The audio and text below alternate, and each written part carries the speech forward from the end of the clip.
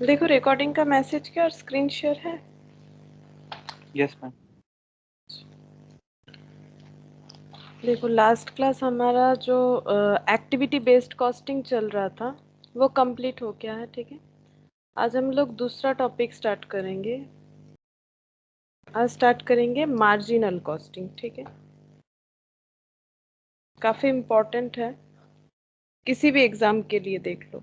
ठीक है, इम्पोर्टेंट है, इससे क्वेश्चन आता ही आता है, चाहे वो सीए हो, सीएस हो या सीएमए हो। ठीक है, मार्जिनल कॉस्टिंग।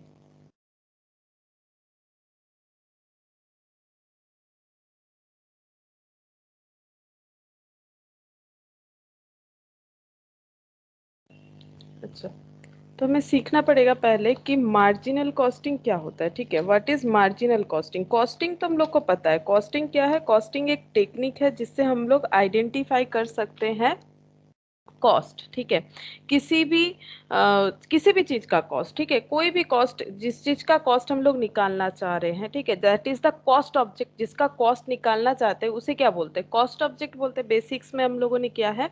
अच्छा, मार्जिनल कॉस्टिंग क्या है कि जब हम लोग कॉस्ट कैलकुलेट करना चाहते हैं, दैट इज कॉस्टिंग। अब मार्जिनल मतलब क्या होता है, मार्जिनल मतलब हम लोग बोल सकते हैं कि मार्जिनल कॉस्टिंग मतलब variable costing. Actually variable costing और मार्जिनल कॉस्टिंग जो है वो एक दूसरे के साथ थोड़ा रिलेटेड है। ठीक है, कैसे देखो तो ये देखो, पहले हम लोग लिख सकते हैं इस तरह से, what is marginal costing.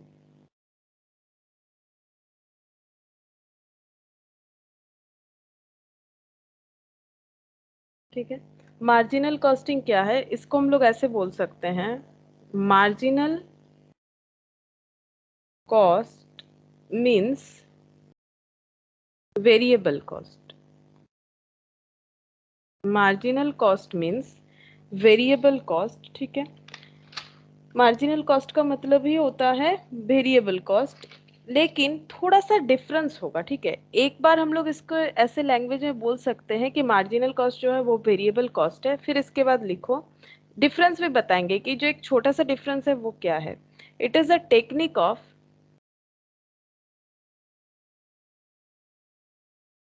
Calculating and controlling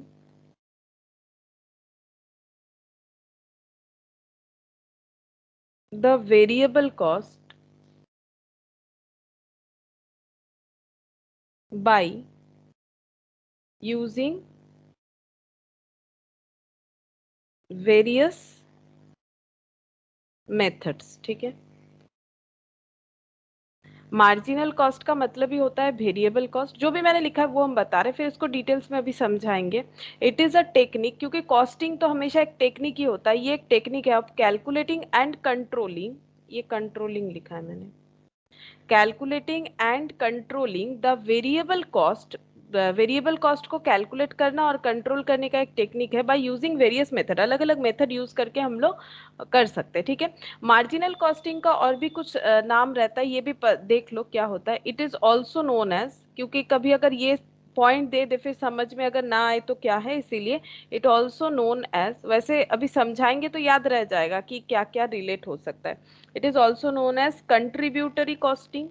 अगर कभी भी दे दे कि कंट्रीब्यूटरी कॉस्टिंग, तो इसका मतलब मार्जिनल कॉस्टिंग का ही बात हो रहा है। कंट्रीब्यूटरी कॉस्टिंग, वेरिएबल कॉस्टिंग, ऐसे स्लैश लगा देते हैं, वेरिएबल कॉस्टिंग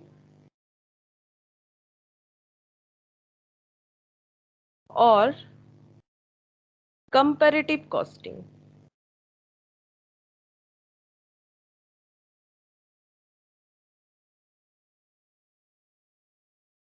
ठीक है, या फिर इसे हम लोग बोल सकते हैं comparative costing.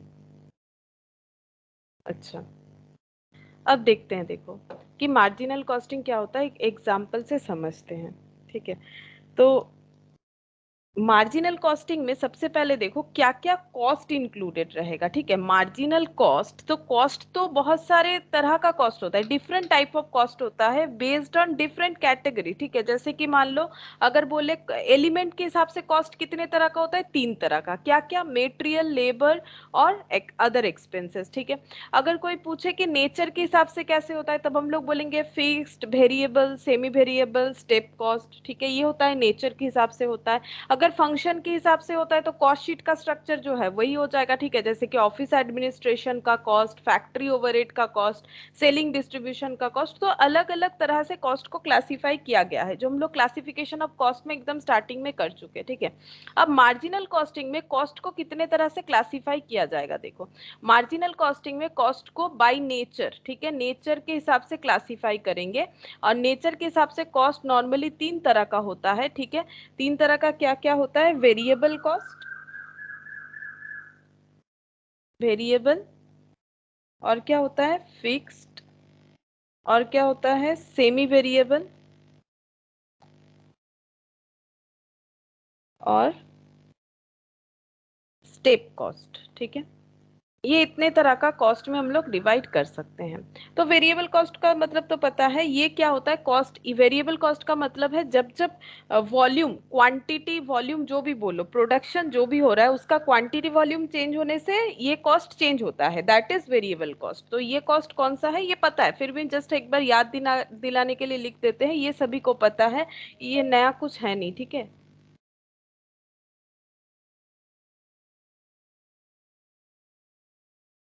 Good evening Somnita. Good evening ma'am. अच्छा देखो, cost will depend on quantity, ठीक है। वेरिएबल कॉस्ट जो है वो डिपेंड करता है क्वांटिटी के ऊपर, मतलब ऐसे लिख सकते हो, क्वांटिटी इंक्रीज होगा कॉस्ट क्या होगा, बताओ। वेरिएबल कॉस्ट में क्या होता है? क्वांटिटी इंक्रीज होने से कॉस्ट क्या होगा, इंक्रीज या डिक्रीज? इंक्रीज। इंक्रीज। इंक्रीज, ठीक है। और क्वांटिटी अगर डिक्रीज होगा तो कॉस्ट क्या हो जाएगा? डिक्रीज, ठीक है। डिक्रीज। वेरिएबल कॉस्ट है ना, कंजम्पशन के ऊपर डिपेंड करेगा, करेक्ट। अच्छा, फिक्स्ड कॉस्ट का क्या होगा? Fixed cost, cost will not depend on quantity, ठीक है। ये एक बार जस्ट इसीलिए बता रहे ताकि पूरे कंसेप्ट को तुम लोग समझ पाओ, ठीक है। तो इसमें क्या होगा, अगर क्वांटिटी मेरा इंक्रीज होगा तो क्या कॉस्ट इंक्रीज हो जाएगा? वॉल्यूम के ऊपर डिपेंड करता है, लाइक रेंट, बहुत बार एग्जांपल दिया है मैंने, ठीक है, एक्सप्लेनेशन के साथ भी बताया है। तो कॉस्ट में क्या होगा, इंक्रीज या डिक्रीज? फिक्स्ड, क्वांटिटी बढ़ने से कॉस्ट क्या?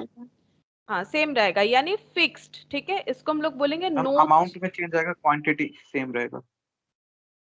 अमाउंट में चेंज नहीं होगा तो कैसे चेंज होगा? रेंट तो उतना ही होगा चाहे 5 लोग रहे यस चाहे, यस यस। है ना। क्वांटिटी क्वांटिटी में चेंज होगा, चेंज, अमाउंट में हाँ चेंज नहीं होगा। हाँ, उल्टा बोल। अमाउंट में चेंज नहीं, अमाउंट मतलब तो फिर इनटू करके होता है ना, तो फिर उसमें तो चेंज नहीं होगा। अच्छा, semi variable cost, semi variable cost का मतलब क्या होता है? इसमें 2 कॉस्ट इन्वॉल्व होता है, क्या क्या? एक वेरिएबल और एक, इसको ऐसे लिखते हैं, सेमी वेरिएबल का फिक्स। मतलब, हाँ, नो चेंज। सेमी वेरिएबल का मतलब इसमें 2 कॉस्ट रहेगा, हाँ, वेरिएबल और फिक्स्ड, यहाँ पर लिख देते इस तरह से, वेरिएबल और फिक्स, ठीक है। अब इसको हम लोग कैसे ट्रीट कर सकते हैं? इसका एक सिंपल फंडा है, हम लोग क्या करेंगे, वेरिएबल पोर्शन को वेरिएबल में डाल देंगे, ठीक है। वेरिएबल पोर्शन को, ये देखो, अरे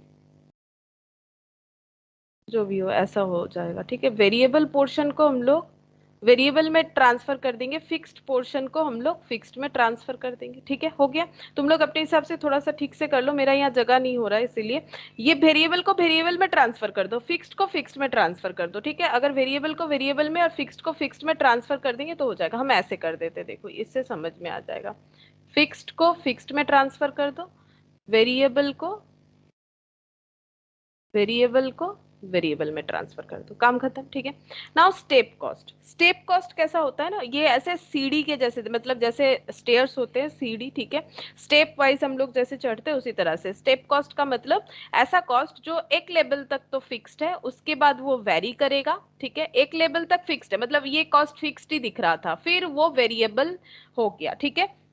अब फिर वो फिक्स्ड हो गया कुछ टाइम पीरियड के लिए, फिर वो वेरिएबल हो गया, ठीक है, फिर फिक्स्ड, फिर वेरिएबल, ठीक है। इस तरह से जो कॉस्ट का ये सिस्टम बन जाता है, इसको हम लोग बोलते हैं स्टेप कॉस्ट, ठीक है, स्टेप कॉस्ट बोलते हैं। जैसे ये देखो, मान लो कि 50 यूनिट प्रोडक्शन कर रहे हैं अप टू 50 यूनिट तक, जैसे मान लो अप टू 50 यूनिट तक, तो मान लो हमारा जो खर्चा है वो 1000 ही हो रहा है। लेकिन अगर 50 से 100 यूनिट के तरफ हम लोग जा रहे हैं, तो उसमें अगर सपोज खर्चा 1100 हो जाता है तो, ठीक है, मतलब ऐसा कॉस्ट जो कि कुछ लेवल, मतलब अप टू 50 तक ये फिक्स्ड है, कुछ भी बनाओ 1000 ही लग रहा है, ठीक है, तो फिक्स्ड बोलेंगे, फिक्स्ड कॉस्ट। लेकिन जैसे ही 50 से 100 में गए, खर्चा बढ़ गया, अगर ऐसा हो रहा है तो वो वेरिएबल नेचर का बन जाता है, ठीक है, जैसे 50, 51, 52 ऐसे करके 100 तक जाएंगे, तो इसका 1100 तक जा रहा है, तो ये क्या हो जाएगा, ये वेरी कर गया। मतलब सीधा सा बात है, ऐसा कॉस्ट जो कुछ लेवल तक तो फिक्स्ड है, फिर वो वेरी करता है, फिर फिक्स्ड है, ऐसा एक स्ट्रक्चर बन जाता है, दैट इज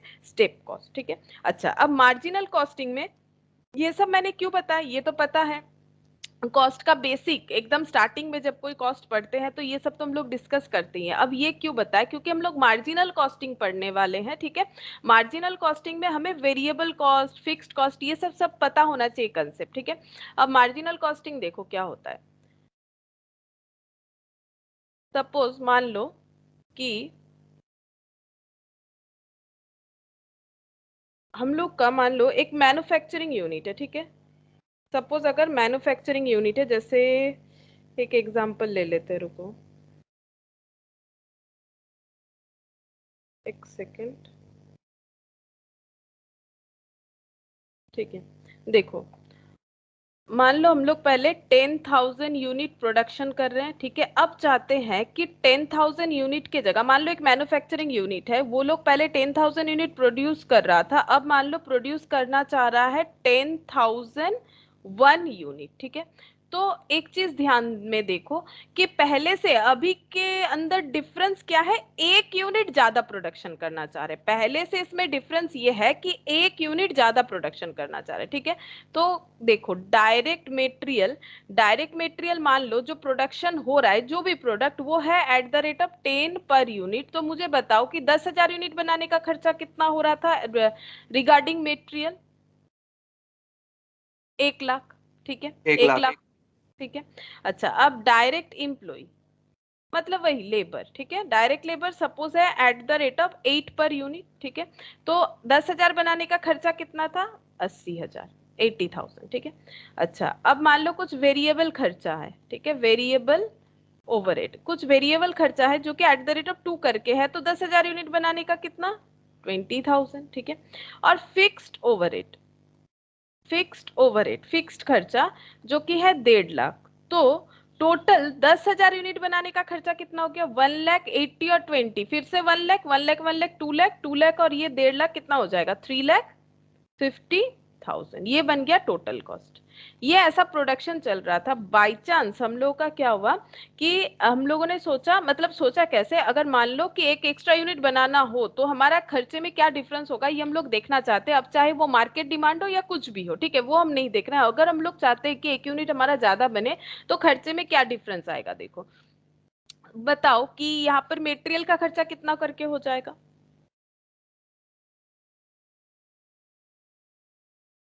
मेटेरियल का खर्चा कितना करके हो जाएगा, 10 से ही तो इंटू होगा ना, वेरिएबल कॉस्ट है, तो कितना हो जाएगा, 10010, ऐसा होगा क्या, कितना होगा मल्टीप्लाई करने से, इतना ही होगा। 8 से मल्टीप्लाई कर दो तो कितना हो गया, 80,008, ठीक है। अच्छा, अब 2 से मल्टीप्लाई कर दो, 20,002, ठीक है। अब फिक्स्ड कॉस्ट कितना होगा बताओ, यही मेरा मेन क्वेश्चन तो यहीं पर है, फिक्स्ड कॉस्ट कितना होगा। ये सब तो मैंने मल्टीप्लाई कर दिया, 10 इंटू ये 10,001, 8 इंटू 10,001, 2 इंटू 10,001, फिक्स्ड कॉस्ट में क्या करें, मल्टीप्लाई कर दे, फिक्स्ड कॉस्ट कितना होगा, कैसे कैलकुलेट करेंगे, नो मैम।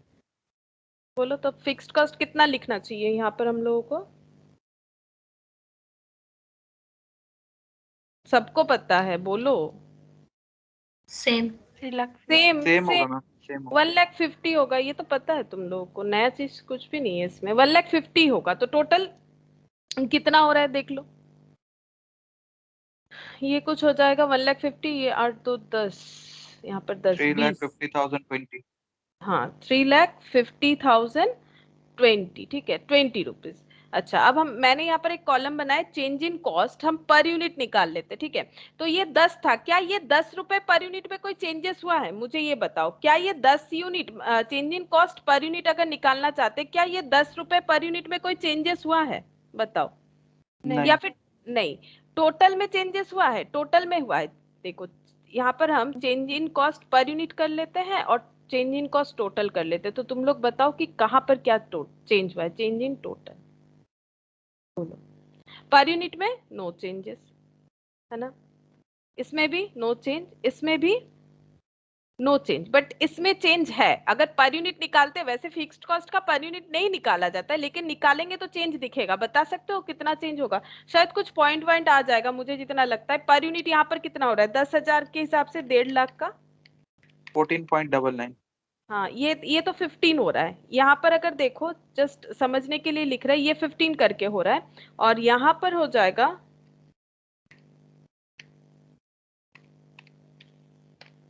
14.99, है ना। 14.99। अब चेंजेस कितना हो रहा है? 0.99। अगर चेंजेस लिखे, वैसे ये फिक्स्ड कॉस्ट का चेंजेस लिखने का जरूरत नहीं है, ठीक है, फिर भी हम समझा दिए कैसे करके हो रहा है। तो अगर चेंजेस हो रहा है तो 0.99, ठीक है। टोटल का चेंजेस बताओ, टोटल में जरूर चेंज होगा। चेंज तो मैम 0.1 हो रहा है ना। 0.1, 14.99 माइनस 15, 15 माइनस 14.99, ओ हाँ 0.01, मैंने माइनस ही गलत कर दिया। 0.01 मतलब कैसे? ये देखो, ये 15 रुपए करके हो रहा है और ये हो रहा है 14.99। अब माइनस करने से जितना आएगा, मैंने माइनस गलत कर दिया, तो इतना अप्रोक्स आ रहा है, ठीक है। इसका उतना इम्पैक्ट आएगा भी नहीं, क्योंकि हम लोग तो वेरिएबल कॉस्ट का चेंज देख रहे हैं, ठीक है। फिक्स्ड कॉस्ट तो चेंज कहाँ हुआ है? वो तो टोटल में वैसा ही है, वो तो पर यूनिट देखते हैं तो चेंज होता है। अच्छा, जबकि इसका इम्पैक्ट ऐसा नहीं आता है, तो इसका जरूरी नहीं है, ठीक है। हमें जो मेन देखना है वेरिएबल कॉस्ट पे देखना है। तो टोटल वेरिएबल कॉस्ट का चेंज बताओ, 10 रुपया, ठीक है। 1 लाख खर्चा हो रहा था, 1,10,000 हो गया। 80,000 से 80,008 यानी 8 रुपीज। 20,000 से 20,002 यानी कि 2 रुपीज, ठीक है। तो 2 रुपीज का चेंज हो गया। फिक्स्ड कॉस्ट का चेंज कुछ भी नहीं हो रहा है, जीरो, ठीक है। फिक्स्ड कॉस्ट का चेंज कुछ भी नहीं हो रहा है, जीरो हो गया। अच्छा, यहाँ पर देखो, ये वाला कॉलम अगर नहीं भी बनाओगे तो भी चलेगा, ठीक है। पर यूनिट वाला मेन हम लोग टोटल वाला ही हमें चाहिए, चेंज इन टोटल। इसमें कंफ्यूज मत हो जाओ, दोनों एक जैसा क्यों दिख रहा है, ठीक है। यहाँ पर ये चेंज नहीं होना चाहिए एक्चुअली, ये चेंज लिखने का जरूरत ही नहीं है। पर यूनिट में तो कोई चेंज नहीं है, no change in per unit, ये लिखना चाहिए, no change in per unit. देखो पर यूनिट में कोई चेंज नहीं हुआ, फिक्स्ड कॉस्ट का ही। एक काम करो, इसको हटाई दो, इस कॉलम को काट दो, इस कॉलम का जरूरत नहीं तो कंफ्यूजन होगा। हम लोग टोटल में ही चेंजेस देखेंगे, तो टोटल में फिक्स्ड कॉस्ट में कोई भी चेंजेस नहीं आया है, वेरिएबल कॉस्ट में ये इस तरह से चेंजेस आया है, ठीक है। तो वेरिएबल कॉस्ट का टोटल चेंजेस अगर देखेंगे तो 20 रुपीज होगा। तो इसका मतलब क्या हुआ कि अगर हम लोग एक एडिशनल यूनिट बना रहे हैं, ठीक है, अगर हम लोग एक एडिशनल यूनिट बनाना चाहते हैं, पहले तो हम लोग 10,000 यूनिट बना रहे थे, अभी बना रहे हैं 10,001, तो एक्स्ट्रा यूनिट या एडिशनल यूनिट जो भी बोलो, वो कितना हो गया? एक यूनिट। एक एडिशनल यूनिट के लिए कॉस्ट इंक्रीज कितना हुआ? 20 रुपीज, ठीक है। एक एडिशनल यूनिट बनाने के लिए कॉस्ट कितना इंक्रीज हुआ? कॉस्ट इंक्रीज हुआ है 20 रुपीज, ठीक है। तो ये जो है, क्या ये कॉस्ट इंक्रीज करने के लिए क्या हमारा प्रॉफिट भी कुछ इंक्रीज होगा? हम लोग प्रोडक्शन बढ़ा रहे हैं, तो प्रोडक्शन करने का कॉस्ट भी बढ़ेगा। कौन सा कॉस्ट बढ़ेगा? ओनली वेरिएबल कॉस्ट, ना कि कोई फिक्स्ड कॉस्ट बढ़ रहा है, ठीक है। फिक्स्ड कॉस्ट में तो कोई चेंजेस नहीं हो रहा है, वेरिएबल कॉस्ट बढ़ रहा है। कितना बढ़ा इस एग्जाम्पल के हिसाब से? 20 रुपीज, ठीक है। तो क्या कोई प्रॉफिट इंक्रीज होगा अगर हम लोग एक्स्ट्रा एक यूनिट बनाएंगे, उस पर हमारे पॉकेट से 20 रुपीज का खर्चा करेंगे? क्या कोई एक्स्ट्रा हमारा प्रॉफिट होगा? उसी को कैलकुलेट हमें करना है। अगर होगा तो कैसे कैलकुलेट करके देखना है होगा कि नहीं होगा? That is the marginal costing technique, ठीक है। तो हम लोग को ये देखना है कि ये एक यूनिट एक्स्ट्रा बनाने में क्या हम लोगों का बेनिफिट है, ठीक है। तो इसी को हम लोग बोलेंगे मार्जिनल कॉस्टिंग। तो ये क्या बोल रहा है, ये पॉइंट देखो, ये एग्जांपल से हमें क्या समझ में आया? ये एग्जांपल से हमें समझ में आ रहा है, for one additional unit what is the extra cost. पहला तो ये आंसर मिलेगा हमें, what is the extra cost. ये क्वेश्चन का आंसर है 20 रुपीज, ठीक है। एक एडिशनल यूनिट के लिए 20 रुपीज। फिर हमें क्या देखना चाहिए, second point, is there any profit, is there any profit as 1 unit extra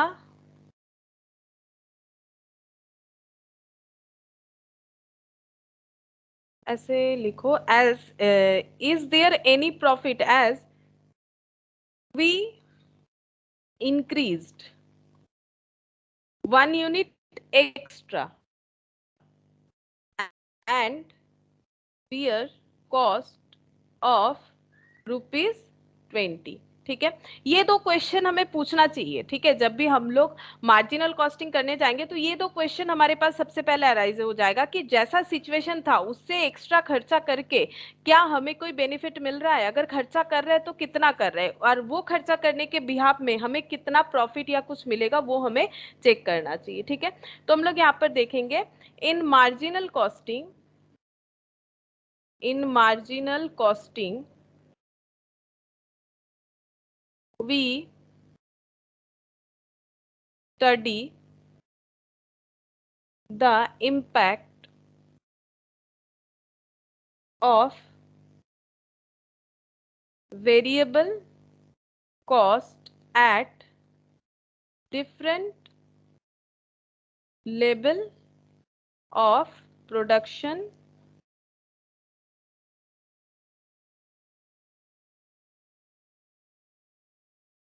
production capacity. ठीक है, at different level of production capacity. ये कौन सा लेवल ऑफ एक्टिविटी था, 10,000 यूनिट का। ये कौन सा लेवल ऑफ एक्टिविटी हो गया, 10,001। ठीक है, तो ये जो प्रोडक्शन लेवल चेंज होने के वजह से जो खर्चे का चेंज हुआ, ठीक है, ये जो चेंज हुआ ना, ये जो चेंज हुआ, ये 3,50,000 से 3,20,000 का जो चेंज हुआ, इसे हम लोग बोलेंगे वेरिएबल कॉस्टिंग। ठीक है, वेरिएबल कॉस्ट कितना इंक्रीज हुआ, ठीक है, ये 3,50,000 से 3,50,020 हुआ, टोटल चेंजेस को बोलते हैं वेरिएबल कॉस्ट का चेंज। ठीक है, और मार्जिनल कॉस्ट किसको बोलेंगे, ये 20 रुपीज का जो चेंज हुआ, मतलब एक यूनिट चेंज होने पे जो कॉस्ट का चेंज होता है, that is called marginal costing. ठीक है, और वेरिएबल कॉस्टिंग क्या है, ये टोटल चेंजेस को बताता है, 3,50,000 से 3,50,020। तो इसीलिए कभी कभी मार्जिनल कॉस्टिंग को वेरिएबल कॉस्टिंग भी बोल दिया जाता है, क्योंकि मार्जिनल कॉस्टिंग हम लोग एक यूनिट के चेंजेस को देखते हैं, जबकि वेरिएबल कॉस्टिंग में हम लोग टोटल चेंजेस को देखते हैं। बस यही डिफरेंस है, इसीलिए कभी कभी हम लोग बोलते हैं कि मार्जिनल कॉस्ट का मतलब ही होता है वेरिएबल कॉस्ट। ठीक है, अच्छा, तो ये हो गया मार्जिनल कॉस्ट, क्यों हम लोग पढ़ेंगे। ठीक है, इसको पढ़ के हमें क्या आइडेंटिफाई करना है। अच्छा, अब देखो मार्जिनल कॉस्ट में लेकिन कोई फिक्स्ड कॉस्ट तो इम्पैक्ट मैंने दिखाया कि फिक्स्ड कॉस्ट किसी भी तरह से चेंज नहीं होने वाला है। ठीक है, इसका और एक एग्जांपल भी देख सकते हो। ठीक है, एक नॉर्मल एग्जांपल देखो, बिजनेस रेस्पेक्ट नहीं। ठीक है, मान लो कि हम लोग,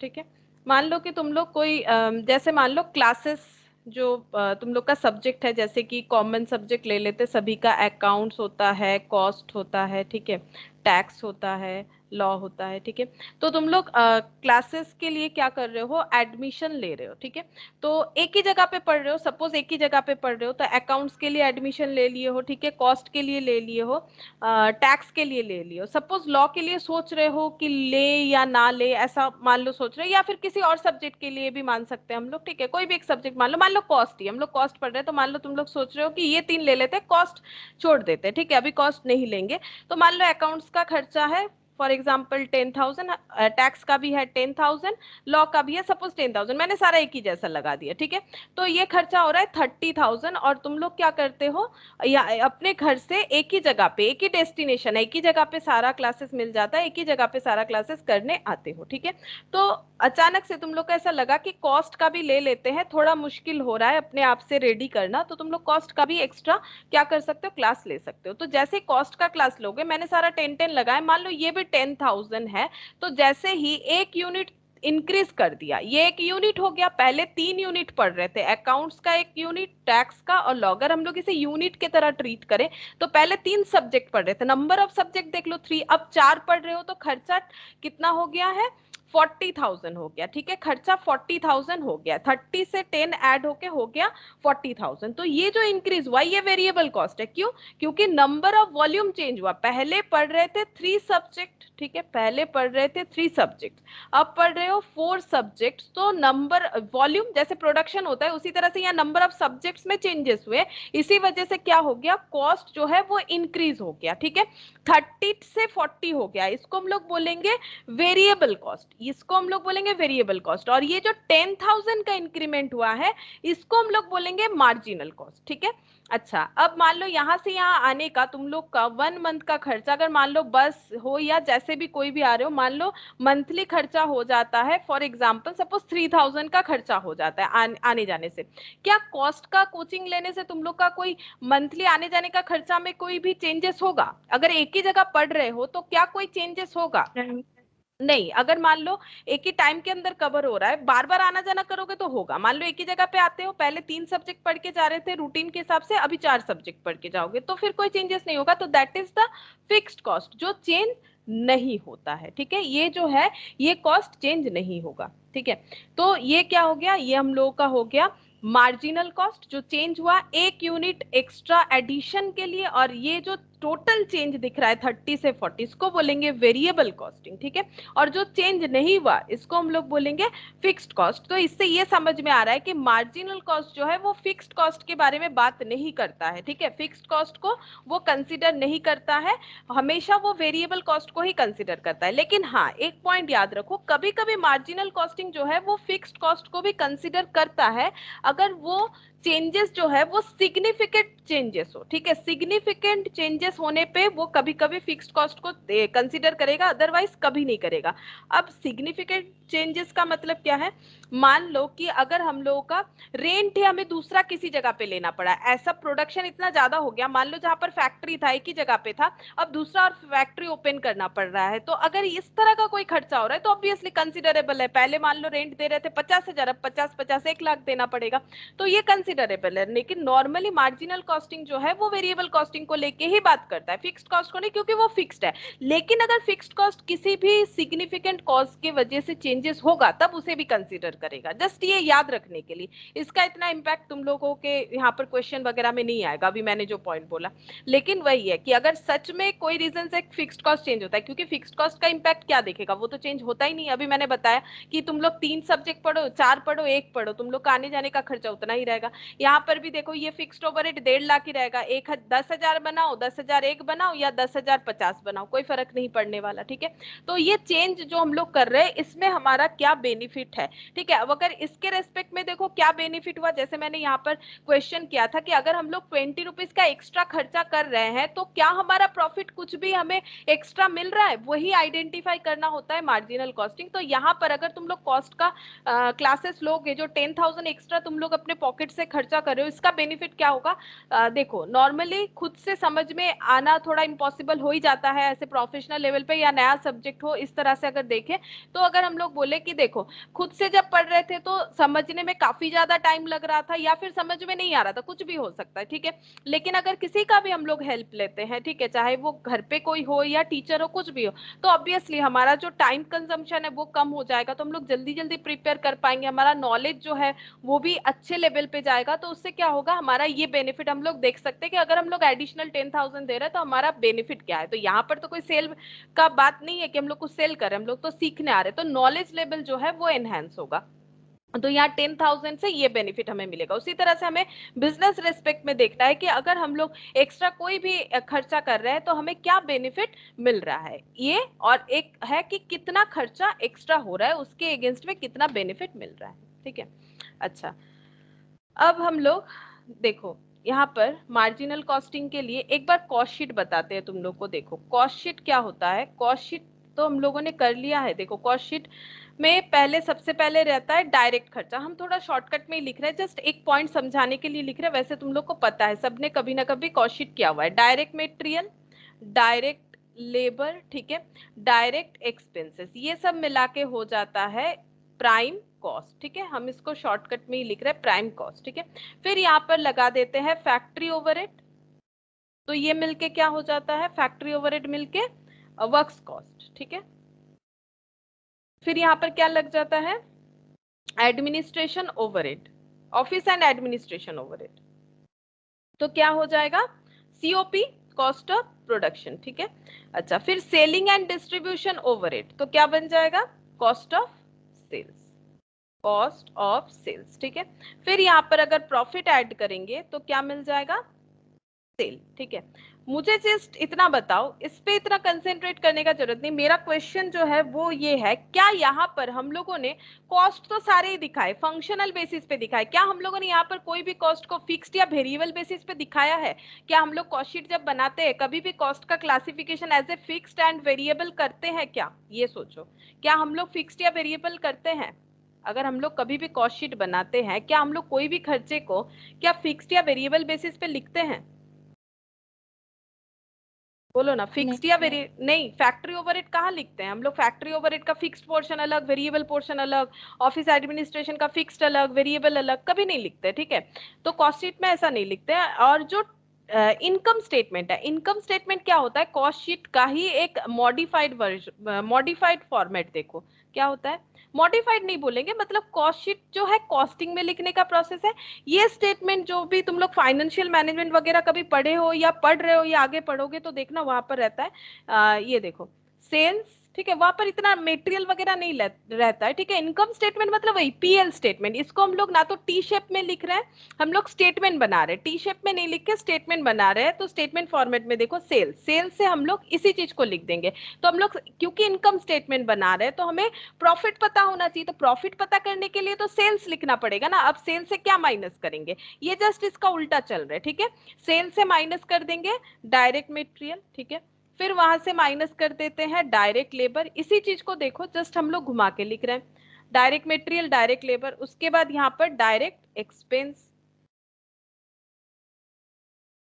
उसके बाद यहाँ पर factory overhead, office and administration overhead, office and administration overhead,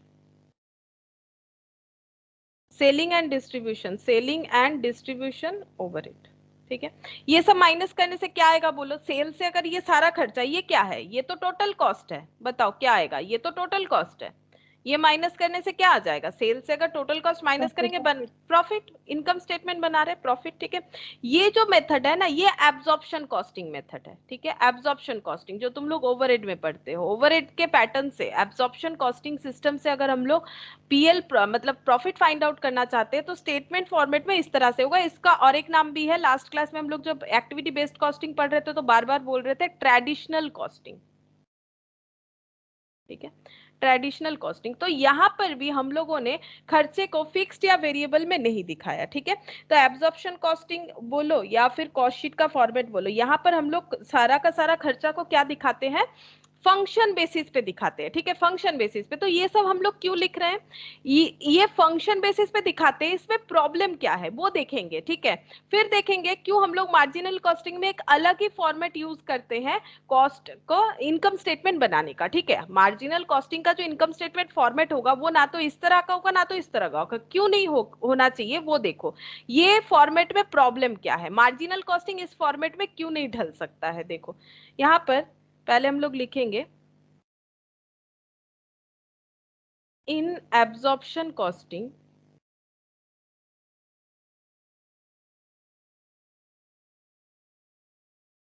और traditional costing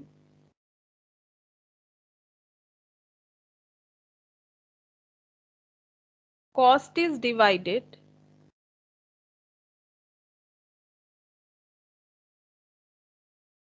on the basis of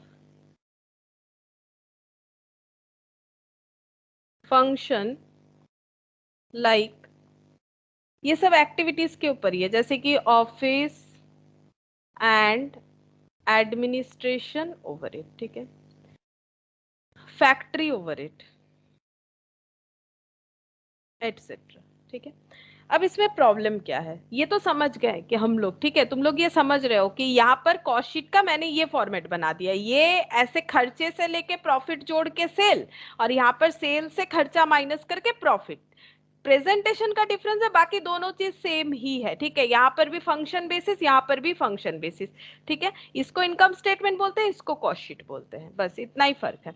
अच्छा, अब देखो यहाँ पर फंक्शनल बेसिस होने पे प्रॉब्लम क्या है। सपोज हम लोग लिखते हैं एक किसी भी तरह का ऑफिस एंड एडमिनिस्ट्रेशन खर्चा लिखते हैं, ठीक है। Office and administration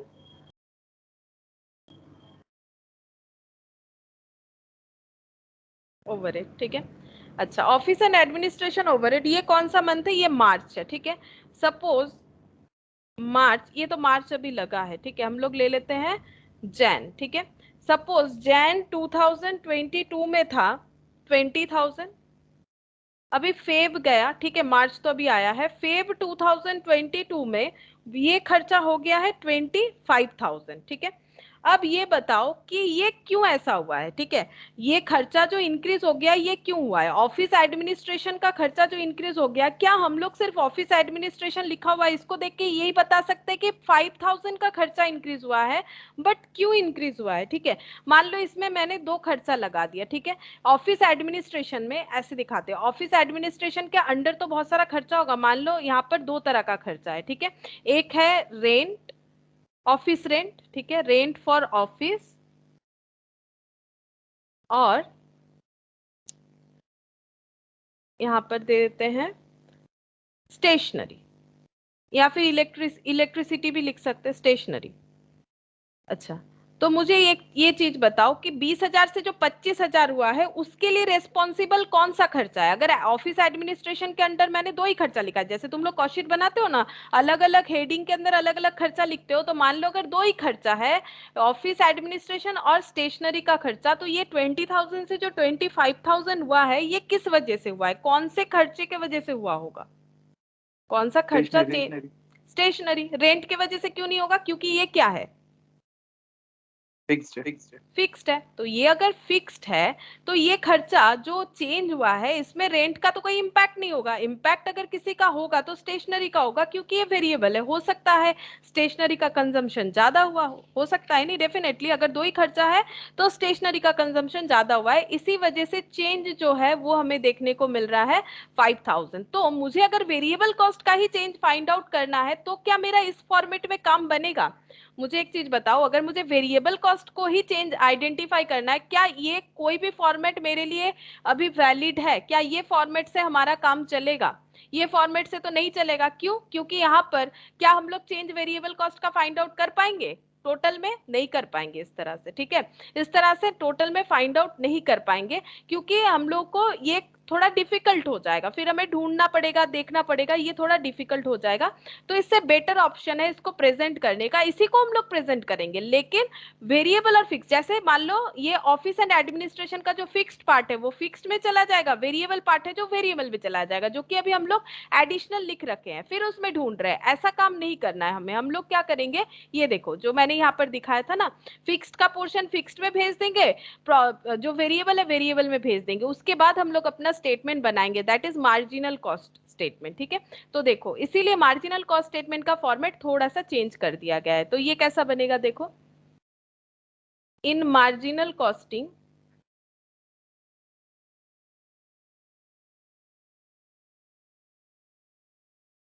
cost is divided on the basis of the nature of cost, that is fixed, variable and semi variable, ठीक है। सेमी वेरिएबल का वेरिएबल पोर्शन वेरिएबल में चला जाएगा, फिक्स्ड पोर्शन फिक्स्ड में चला जाएगा, इसका और अलग से हेडिंग करना नेसेसरी नहीं होता है, ठीक है। अब इसका देखो, इसके हिसाब से इनकम स्टेटमेंट कैसा बनेगा, और ये तो मैंने पहले ही बता दिया है क्यों हमें फिक्स्ड और वेरिएबल आइडेंटिफाई करना है, क्योंकि मार्जिनल कॉस्टिंग है क्या, मार्जिनल कॉस्टिंग का मतलब है एक यूनिट प्रोडक्शन चेंज में या वॉल्यूम चेंज में, जो भी बोलो, हम लोग का वेरिएबल कॉस्ट का क्या चेंजेस हो रहा है और इससे हमें क्या बेनिफिट मिल रहा है, उसको कैलकुलेट करने के लिए हम लोग इनकम मार्जिनल कॉस्टिंग करते हैं, ठीक है।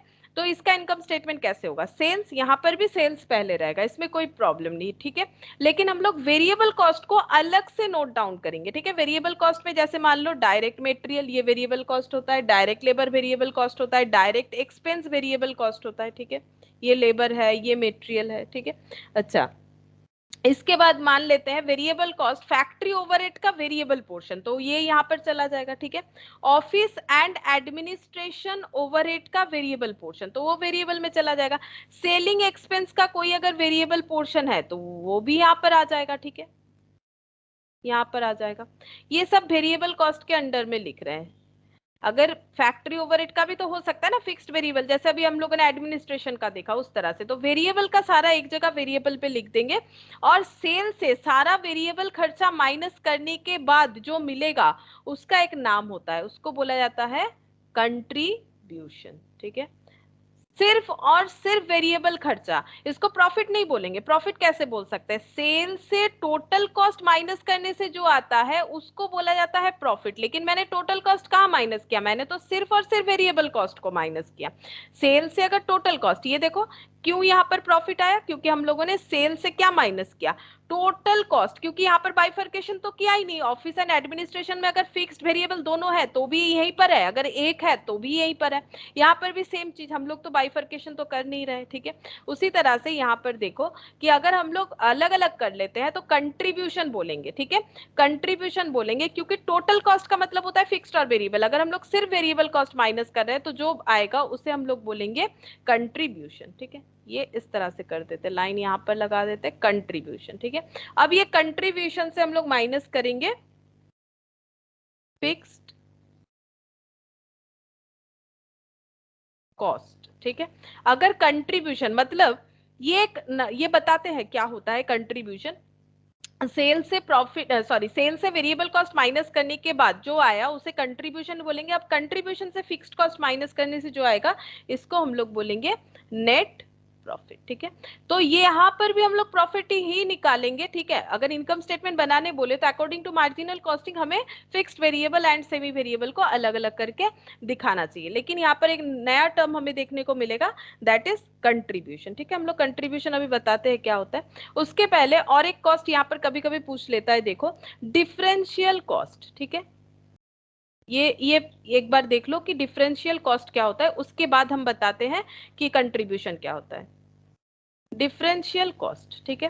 डिफरेंशियल कॉस्ट का मतलब होता है कि अगर हमारे पास बहुत सारा ऑल्टरनेट है, ठीक है, और उसके हिसाब से हम लोग सेम चीज पे कम या ज्यादा जब इन्वेस्टमेंट करते हैं तो उसको डिफरेंशियल कॉस्ट बोला जाता है, ठीक है। जैसे मान लो कि सपोज मान लो कि अलग अलग जगह पे सेम ही चीज मिल सकता है। जैसे क्लासेस का ही देख लो, ठीक है। नॉर्मली ऑनलाइन में क्लासेस का कॉस्ट कम होता है, ऑफलाइन में ज्यादा होता है। इसका रीजन ये होता है क्योंकि ऑफलाइन में जो है सेटअप वगैरह का खर्चा जो होता है, रेंट वगैरह हो जाता है, तो इसके वजह से खर्चा ज्यादा हो जाता है, ठीक है। तो जो फीस है वो भी ज्यादा हो जाता है। लेकिन अगर ऑनलाइन में देखो तो वो फीस कम होता है, नॉर्मली ऐसा होता है, ठीक है। तो अगर हम लोग, हमारे पास दो ऑप्शन है, या तो हम लोग ऑनलाइन पढ़ सकते हैं, ठीक ठीक है। अभी के सिचुएशन से तो दो ऑप्शन है, या तो हम लोग ऑफलाइन पढ़ सकते हैं। तो क्योंकि हम लोग कॉस्टिंग पढ़ रहे हैं इसीलिए हम पैसे का बात कर रहे हैं, वैसे कोई बात नहीं, ठीक है। तो नॉर्मल एक एग्जांपल की तरह देखो, तो अगर मान लो ऑनलाइन पे जिस चीज का कॉस्टिंग आ रहा है 2000 फॉर एग्जाम्पल, वही ऑफलाइन पे कॉस्टिंग हो जा रहा है मान लो वो 3000 फॉर एग्जाम्पल, कोई भी चीज हो, ठीक है। तो मतलब जो एक्चुअली दोनों मोड में ही एग्जीक्यूट कर सकते हैं। तो मान लो कोई भी एक क्लासेस कुछ भी तुम लोग सीख रहे हो, मान लो तुम लोग कोई कंप्यूटर कोर्स ही कर रहे हो, ठीक है, ऑनलाइन पे करोगे तो 2000, मान लो कुछ टैली वगैरह सीख रहे हो, कुछ भी सीख रहे हो, अगर ऑफलाइन में जाके सीखोगे तो वो 3000, ठीक है। अब यहाँ तुम लोग को सोचना है कि तुम लोग कौन सा मोड में जाना चाहते हो, ठीक है। अगर ये दोनों अल्टरनेट है, दोनों तरीके से एक ही चीज को सीखना मिलेगा, लेकिन क्या है, मोड अलग अलग है। तो अगर ये वाला चूज करते हो तो 1000 बचा सकते हो, अगर ये वाला चूज करोगे तो 1000 बढ़ जाएगा, ठीक है। तो इसको बोलते हैं डिफरेंशियल कॉस्ट। अगर हमारे पास मोर देन टू अल्टरनेट है, टू या मोर अल्टरनेट है, और उसपे हम लोग अपना अल्टरनेट जिस हिसाब से चूज करते हैं उस हिसाब से अगर हमारा कॉस्ट में जो डिफरेंस आता है उसी को बोलते हैं डिफरेंशियल कॉस्ट। अब ये डिफरेंशियल कॉस्ट का दो तरह होता है, इंक्रीमेंटल डिफरेंशियल कॉस्ट और डिक्रीमेंटल डिफरेंशियल कॉस्ट, ठीक है। डिफरेंशियल कॉस्ट भी दो तरह का होता है, इंक्रीमेंटल और डिक्रीमेंटल। ठीक है। इंक्रीमेंटल मतलब अगर ये मोड चूज करोगे तो जो 1000 एक्स्ट्रा लगेगा वो इंक्रीमेंटल कॉस्ट हो गया, और अगर ये मोड चूज करोगे 1000 कम लगेगा दैट इज डिक्रीमेंटल कॉस्ट हो गया। ठीक है, तो डिफरेंशियल कॉस्ट का मतलब क्या होता है? डिफरेंशियल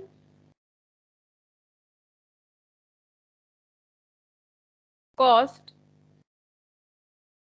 ऐसे लिखो, differentiation in the cost of two alternative, two और मोर भी हो सकता है, ऐसा जरूरी नहीं कि हमेशा टू हो, टू और मोर, ठीक है, और भी कोई ऑप्शन हो सकता है। टू और मोर ऑल्टरनेटिव मतलब इस केस में नहीं, कोई और केस में, ठीक है, टू और more alternative is known as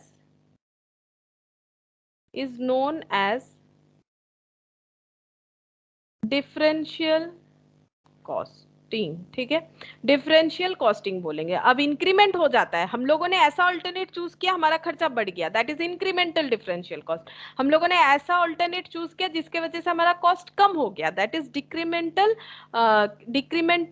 cost. ठीक है, डिक्रीमेंटल डिफरेंशियल कॉस्ट। ठीक है, तो ये एक पॉइंट हो गया। अच्छा, अब नेक्स्ट देखो,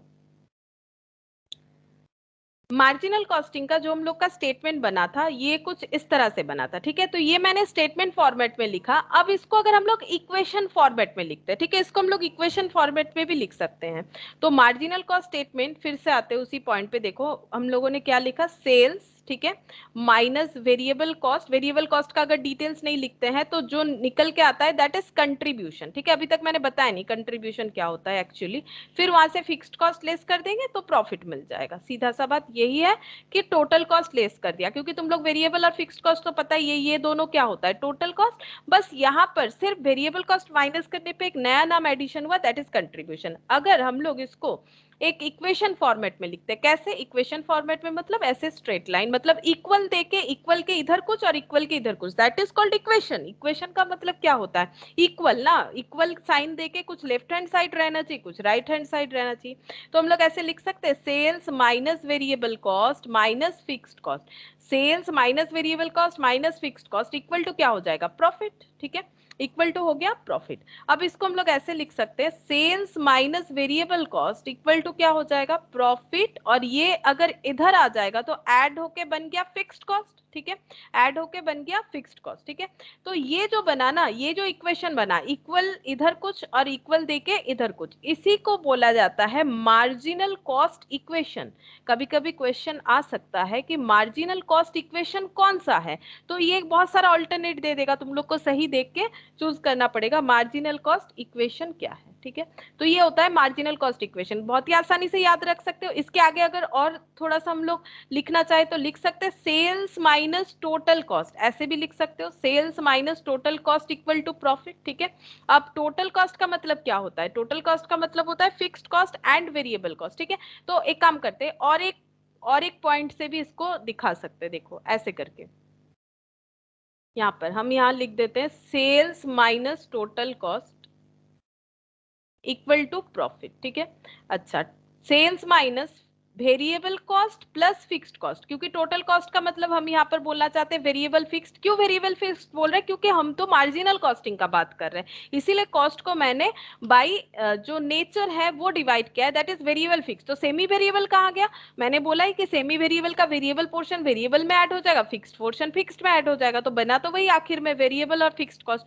तो टोटल कॉस्ट का दो part, variable cost and fixed cost. ठीक है, अब ये देखो ब्रैकेट ओपन करने से sales minus variable cost plus minus में माइनस फिक्स्ड कॉस्ट हो गया, प्रॉफिट जैसा है वैसा रहा। ठीक है, मैथमेटिकल इक्वेशन, क्योंकि इक्वेशन बना रहे हैं ना, तो sales minus variable cost equal to profit plus fixed cost. अब देखो यहाँ पर सेल्स माइनस वेरिएबल कॉस्ट का मैंने एक नाम दे रखा है, इसको बोला है मैंने कंट्रीब्यूशन। ठीक है, कंट्रीब्यूशन, तो इसका मतलब कंट्रीब्यूशन इक्वल टू क्या हो गया, प्रॉफिट प्लस फिक्स्ड कॉस्ट। तो इसका मतलब कंट्रीब्यूशन का मतलब एक सेल्स माइनस वेरिएबल कॉस्ट भी है, और कंट्रीब्यूशन का मतलब ये भी है, तो हम लोग बोल सकते हैं इसको कंट्रीब्यूशन इक्वल टू क्या हो गया, कंट्रीब्यूशन, है ना। ये क्यों इक्वल हुआ, sales minus variable cost contribution, contribution इधर लिखा हुआ है, इक्वल का मतलब क्या होता है, दोनों साइड बराबर है, तो प्रॉफिट प्लस फिक्स्ड कॉस्ट का मतलब भी कंट्रीब्यूशन होगा, ठीक है। तो इस तरह से ये एक इक्वेशन निकल गया, ठीक है। अब हम लोग देखते हैं कि कंट्रीब्यूशन क्या होता है। देखो कंट्रीब्यूशन समझते हैं कि क्या होता है।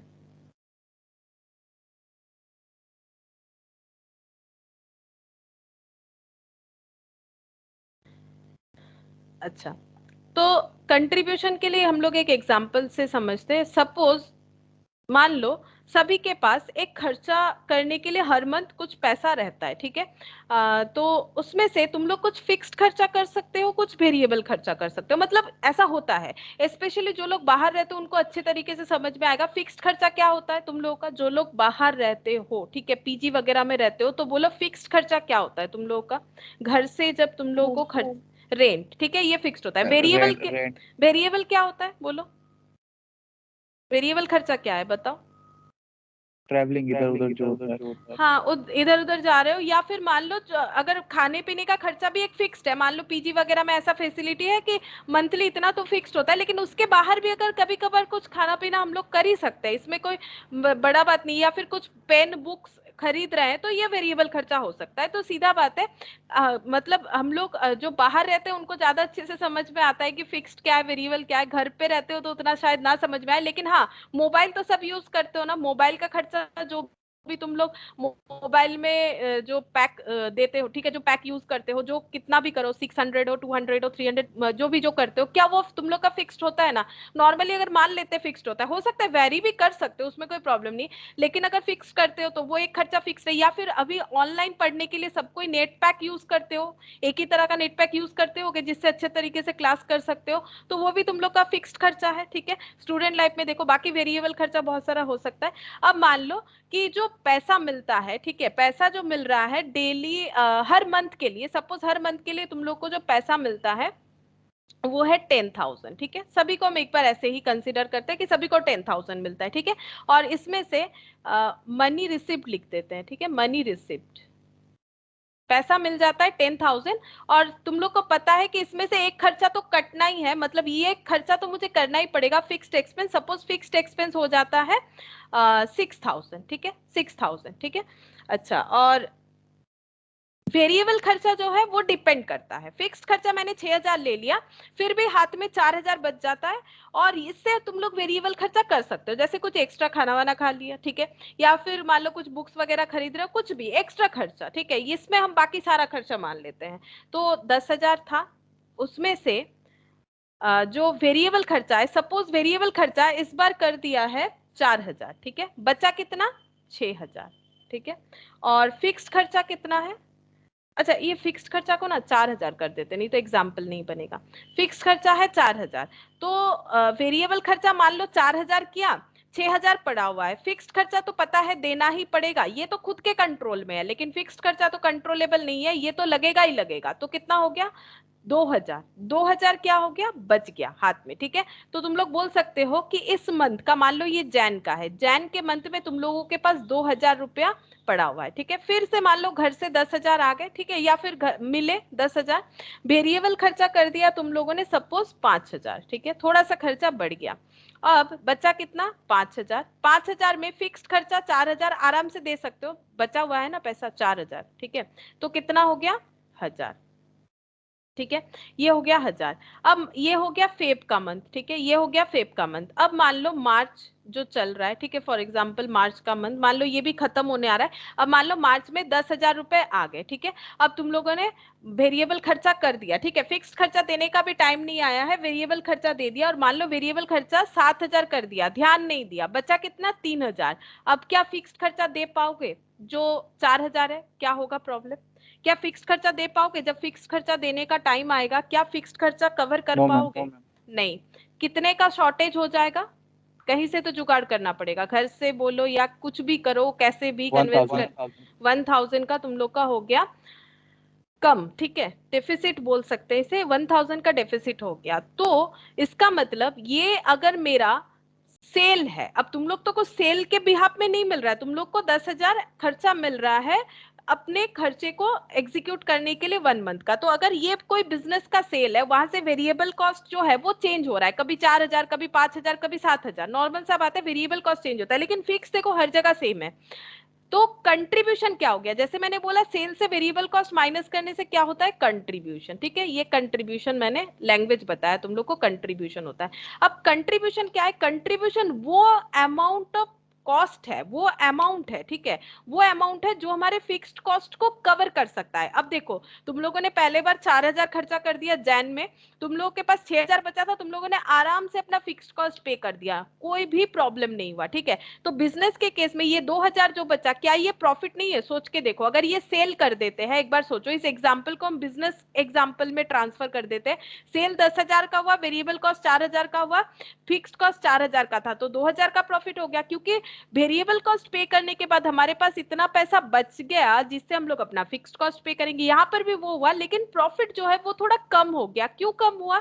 क्योंकि वेरिएबल कॉस्ट बढ़ गया। ठीक है, यहां पर क्या सिचुएशन हुआ, यहां पर प्रॉफिट नहीं, ये क्या हो गया, ये प्रॉफिट हुआ, क्या ये क्या हो गया, इसको हम लोग क्या बोलेंगे, बिजनेस के लैंग्वेज में क्या बोलेंगे? अभी तुम लोग का एग्जांपल ले रहे थे लॉस, ठीक है, तुम लोग का जो पॉकेट मनी वाला एग्जांपल ले रहे थे उससे तो नहीं, ये लॉस नहीं, लॉस भी बोल सकते हो तुम लोग के केस में भी लॉस, क्योंकि अब ये 1,000 का तो कंपेंसेट, मतलब 10,000 की जगह खर्चा 11,000 हो जाएगा इस मंथ में। ठीक है, क्योंकि जो फिक्स्ड खर्चा है वो तो पे करना ही पड़ेगा, उसको तो हम लोग रोक नहीं सकते हैं। ठीक है, वेरिएबल खर्चे को रोक सकते थे, 7,000 की जगह कुछ कम कर लेते तो बच जाते। तो यहाँ पर क्या हो गया, 1,000 का लॉस हो गया। तो कंट्रीब्यूशन इज कुछ नहीं, कंट्रीब्यूशन है ऐसा एक अमाउंट जो हमारे जो हमें ये बताएगा कि हम लोग फिक्स्ड कॉस्ट को कवर कर पा रहे हैं कि नहीं कर पा रहे। वेरिएबल खर्चा करने के बाद जो हमारे पास बचा रहता है दैट इज कंट्रीब्यूशन। कंट्रीब्यूशन हमें ये समझाता है कि हम लोग अपने फिक्स्ड कॉस्ट को कवर कर पाएंगे कि नहीं कर पाएंगे। ठीक है, तो यहाँ पर लिखते हैं कंट्रीब्यूशन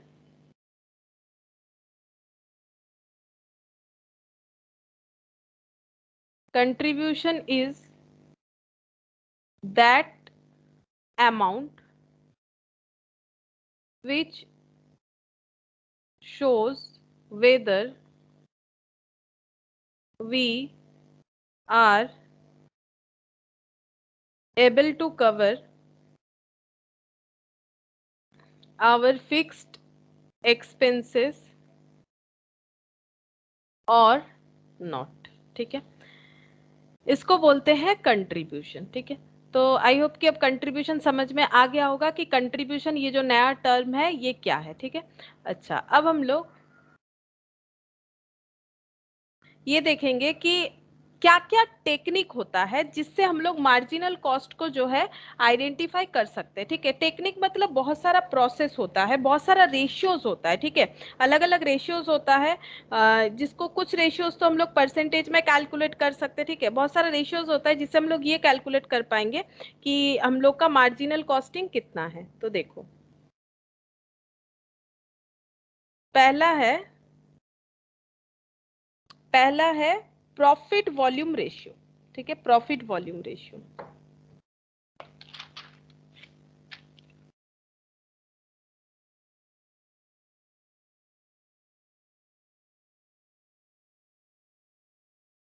इसको कभी कभी ऐसे भी लिख देता है क्वेश्चन में, P/B रेशियो।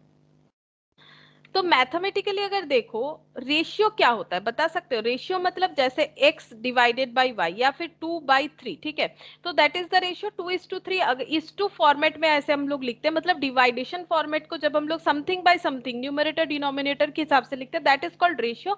और ये बताता क्या है, ये तो लिखने का तरीका हो गया कि हम लोग ऐसे करके लिखेंगे 2:3 it is a ratio.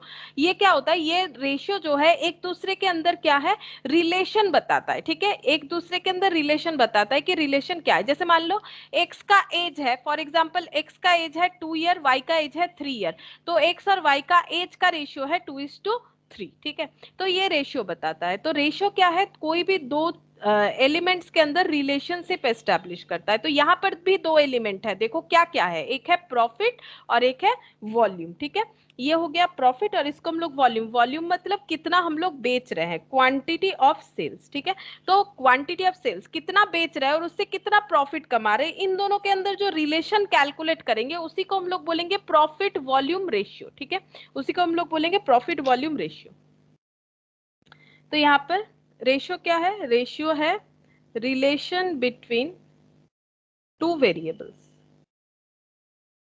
Two factors भी लिख सकते, कोई भी दो फैक्टर्स के अंदर रिलेशन बताता है, लेकिन हाँ वो दोनों क्या है, सेम यूनिट होना चाहिए। ठीक है, सेम यूनिट का मतलब जैसे मान लो ये अगर एज है, सपोज अगर टू किसी का एज है, जैसे मान लो 2 ईयर, तो इसका यूनिट ईयर हो गया, तो डिवाइडेड बाई हम लोग 50 kg नहीं कर सकते हैं। दोनों रेशियो तभी बनता है जब सेम काइंड में हम लोग, क्योंकि कंपेयर क्या करेंगे किसी के एज के साथ, मान लो ये वेट है, किसी का वेट का तो कंपेरिजन नहीं कर सकते। कंपेयर अगर करना है सेम चीजों पे करना चाहिए। अगर वेट का ही कंपेयर करना है तो वेट, दोनों का वेट ले लो, एज का करना है दोनों का एज लो, मार्क्स लेना है मार्क्स का कंपैरिजन करना है तो दोनों का मार्क्स लो। तो उस तरह से हम लोग कंपेयर कर सकते हैं। जैसे कॉस्ट, किसी का हम कॉस्ट का मार्क्स ले रहे हैं, किसी का अकाउंट्स का, तो ये कंपेरेबल नहीं हुआ। ठीक है, दोनों का ही कॉस्ट लेना है या तो दोनों का अकाउंट्स लेना है। तो वही relation between two factors, same kind of two factors होना चाहिए। अलग अलग काइंड ऑफ फैक्टर्स में कभी भी रेशियो नहीं बनता है। ठीक है, तो यहाँ पर प्रॉफिट और ये हो गया सेल्स। ठीक है, sales volume, quantity of sales. अच्छा, अब देखो यहाँ पर पहला point, with change in sales value, ये रेशियो से हमें क्या क्या पता चलेगा। ये रेशियो अगर हम लोग सीख जाते हैं कैसे कैलकुलेट करना है तो हमें क्या पता चलेगा। ठीक है, तो क्योंकि ये सेल्स और प्रॉफिट के अंदर रिलेशन बताता है तो हमें ये पता चलेगा with change in sales value, अगर सेल्स वैल्यू चेंज हो रहा है, what is the change in profit, what is the change in profit. ठीक है, अगर हम लोग का सेल पहले हो रहा था 10 रुपए का, अब हो रहा है 20 रुपए का, तो प्रॉफिट में क्या चेंजेस हुआ, या फिर ऑपोजिट, पहले हो रहा था 20 अभी हो रहा है 10, तो क्या चेंजेस हुआ वो हमें पता करने को मिल जाएगा। और एक पॉइंट क्या पता करने को मिलेगा, with change in sales value, what is the change in contribution. Contribution में क्या चेंज हो रहा है, जैसे थोड़ा सा एक एग्जांपल लेके दिखाते हैं। देखो कंट्रीब्यूशन का बात मैंने क्यों बोला, मान लो सेल हो रहा था 1 लाख, ठीक है, वेरिएबल कॉस्ट 50,000। ठीक है, तो यहाँ पर कंट्रीब्यूशन, कंट्रीब्यूशन तो अभी पता चल गया हम लोग को क्या होता है, कंट्रीब्यूशन 50,000, फिक्स्ड कॉस्ट माइनस कर देते हैं, कितना है सपोज 20,000, तो यहाँ पर प्रॉफिट जो है वो हो गया 30,000। ठीक है, ये हो गया प्रॉफिट। अच्छा, अब सेल्स में हम थोड़ा सा चेंज कर देते हैं। ठीक है, सेल्स हो गया 2 लाख, तो वेरिएबल कॉस्ट, जैसे सेल मैंने डबल कर दिया, वेरिएबल कॉस्ट को भी डबल कर देते हैं क्योंकि वो तो ऐसे ही प्रोपोर्शनेटली ही चेंज होता है। ठीक है, ये तो मैंने रुपीज में लिखा है, सेल्स अगर 1 लाख है, सेल्स 2 लाख हो जा रहा है, तो वेरिएबल कॉस्ट भी जो है हम लोग 50,000 का डबल कर देते हैं। ठीक है, 1 लाख, ताकि वेरिएबल कॉस्ट का जो प्रोपोर्शन है वो सही रहे। ठीक है, अगर मान लो सेल्स यहाँ पर 1 लाख कैसे हो सकता है, 1000 unit at the rate of 10 करके। ठीक है, 1000 unit at the rate of 10, तो ये हो गया 2000 unit at the rate of 10। ठीक है, 10,000 होना चाहिए। ठीक है, ये 20,000 हो जाएगा। हाँ, तो 10,000 इंटू 5 करेंगे तो 50,000 हो जाएगा, तो 20,000 इंटू 5 कर दो, 1 लाख हो जाएगा। ठीक है, तो कंट्रीब्यूशन कितना हो गया, 1 लाख। अच्छा, फिक्स्ड कॉस्ट तो कोई चेंज नहीं होगा, जैसा था वैसा, तभी तो वो फिक्स्ड कॉस्ट कहलाता है 20,000। तो यहाँ पर प्रॉफिट कितना आ गया, 80,000। ठीक है, अब मैंने पॉइंट क्या लिखा था, पहला पॉइंट देखो, पहला पॉइंट मैंने लिखा with the change in sales value, sales value 1 lakh से 2 लाख हो गया, तो हम लोग को ये आइडेंटिफाई करना है प्रॉफिट में क्या चेंजेस है। प्रॉफिट का चेंजेस बताओ कितना हुआ, प्रॉफिट का चेंजेस बताओ, प्रॉफिट का चेंजेस कितना हुआ, हम यहाँ पर लिख के दिखाएंगे, बताओ प्रॉफिट का चेंजेस कितना हुआ। 50,000 का डिफरेंस है। 50,000। अच्छा, अब यहाँ पर मैंने लिखा है with the change in sales value, what is the change in contribution, contribution का चेंज बताओ। 50,000। दोनों हमेशा सेम होता है, क्यों बताओ सेम होता है, क्योंकि उसके बाद जो हम इंपैक्ट दिखा रहे हैं वो तो दोनों में बराबर है। सोच के देखो, मैथमेटिकली सोच के देखो, उसके बाद जो 20,000 का इंपैक्ट दिखा रहे हैं वो तो दोनों के केस में बराबर है। तो क्या कंट्रीब्यूशन और प्रॉफिट में किसी भी तरह का डिफरेंस होगा, मतलब चेंज का डिफरेंस होगा, मतलब ये दोनों का फर्क कभी भी अलग हो सकता है, नहीं, कभी भी अलग नहीं हो सकता है। क्यों, क्योंकि ये 20,000 अगर हम लोग नहीं भी दिखाते हैं तो भी तो चेंज, हम अमाउंट नहीं बोल रहे, अमाउंट ऑब्वियसली अलग होगा, ये 50, ये 1 लाख, ठीक है। तो क्या ये कंट्रीब्यूशन 50 है तो कि प्रॉफिट भी 50 होगा? नहीं नहीं, कभी नहीं, क्योंकि वहां से तो फिक्स्ड कॉस्ट लेस होना चाहिए। लेकिन दोनों का डिफरेंस बोल रहा है, क्यों? क्योंकि ये तो 20,000 का इम्पैक्ट दोनों पे जा रहा है ना, तो 20,000 का इम्पैक्ट दोनों पे जा रहा है, तो दोनों का डिफरेंस यहाँ भी जितना होगा ना यहाँ भी उतना होगा। मैथमेटिकली सोच के देखना, ठीक है। अगर अभी नहीं मेरा बात समझ में आ रहा है, क्योंकि ये तो मैथमेटिकली बात है, ठीक है, कि वैसे देखो समझ में तो आना चाहिए। यहाँ पर 50,000 का चेंजेस अगर यहाँ पर नहीं भी लगाते हैं तो भी हम लोग का चेंजेस जो यहाँ 50 है, अब यहाँ 20,000 देने के बाद भी देखो सेम ही होगा। क्यों? क्योंकि सेम अमाउंट जो है दोनों जगह से माइनस हो रहा है, 20,000, ठीक है, तो चेंजेस उतना ही होगा यहाँ पर जितना चेंजेस था। तो वही, इसीलिए या तो प्रॉफिट का चेंजेस देख लो या तो कंट्रीब्यूशन का चेंजेस देख लो, बात तो एक ही है, ठीक है। हमें 50,000 का चेंजेस ही देखने को मिलेगा, ठीक है। अच्छा, अब हमें क्या कैलकुलेट करना है? अब हम लोग को रेशियो किस चीज का बनाना पड़ेगा, इसका मतलब रेशियो किस चीज का बनाए, तो ratio between contribution and sale. तो हम लोग रेशियो जो है वो बना लेंगे कंट्रीब्यूशन और सेल का, क्योंकि पीवी रेशियो जो है ना हम लोग का वो कंट्रीब्यूशन और सेल्स का ही मेनली बताता है। नाम तो प्रॉफिट वॉल्यूम रेशियो है, लेकिन कंट्रीब्यूशन और सेल्स का ही हम लोग रेशियो बनाते हैं अकॉर्डिंग टू द फॉर्मूला। बाकी दोनों में वैसे कोई फर्क नहीं मिलेगा, देखो दिखा दिया मैंने, दोनों केस में सेम ही होगा। अच्छा, ये कैसे एक्सप्रेस्ड होता है, मतलब इसको कैसे लिखना है? क्या ये इस टू फॉर्म में होगा? नहीं, ये परसेंटेज फॉर्म में लिखेंगे, ठीक है। एक्सप्रेस्ड इन परसेंटेज, ये परसेंटेज में एक्सप्रेस होता है। फॉर्मूला क्या है? PV ratio equal to contribution divided by sales into 100, ठीक है। Contribution divided by sales into 100, और 100 लगाने से समझ में ही आ रहा है कि ये परसेंटेज में डिफाइन हो रहा है। नाउ कंट्रीब्यूशन का बहुत सारा फॉर्मूला होता है, ठीक है। कंट्रीब्यूशन का क्या क्या फॉर्मूला होता है? अच्छा, पीवी रेशियो का पहले सारा फॉर्मूला लिख लेते हैं, ठीक है। पीवी रेशियो का और एक मतलब भी हम लोग लिख सकते हैं। पीवी रेशियो का मतलब क्या हो जाएगा? कंट्रीब्यूशन मतलब क्या होता है ये देखो, कंट्रीब्यूशन का मतलब कहां पर लिखा था मैंने, ये देखो, कंट्रीब्यूशन का मतलब sales minus variable cost. Contribution का मतलब ये इक्वेशन से मिल जाता है प्रॉफिट प्लस फिक्स्ड कॉस्ट। हम एक काम करते हैं, कंट्रीब्यूशन का ही अलग अलग मतलब लिख देते हैं, और कंट्रीब्यूशन को अकॉर्डिंग टू क्वेश्चन का जो हमारे पास डेटा रहेगा उस हिसाब से, अरे ये क्या करती है मैंने,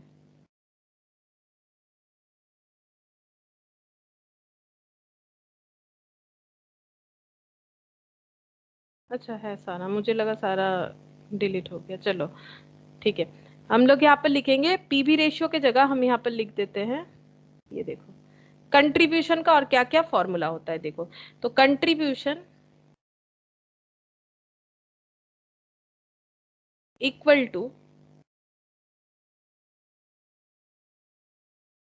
पहला होता है सेल्स माइनस वेरिएबल कॉस्ट। ये तो पहले ही समझ जाना चाहिए हम लोग को, क्योंकि इसी के साथ ही हम लोगों ने स्टार्ट किया था कि अगर हम लोग सेल्स अपना वेरिएबल कॉस्ट, तुम लोग अपना पॉकेट मनी वाला एग्जांपल याद रख सकते हो कि जितना पैसा मिला था उसे वेरिएबल कॉस्ट देने के बाद जो बचा कंट्रीब्यूशन उसी से फिक्स्ड कॉस्ट देना था।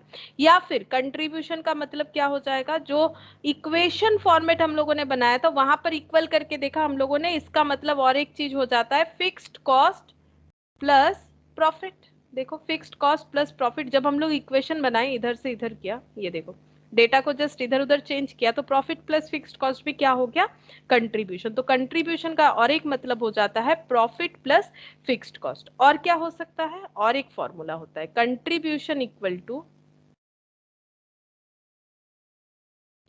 Sales into PV ratio. अब ये कहां से आ गया, ये देखो इस फॉर्मूले से, देखो कंट्रीब्यूशन, ये देखो ये क्रॉस मल्टीप्लीकेशन करके देख लो, ठीक है।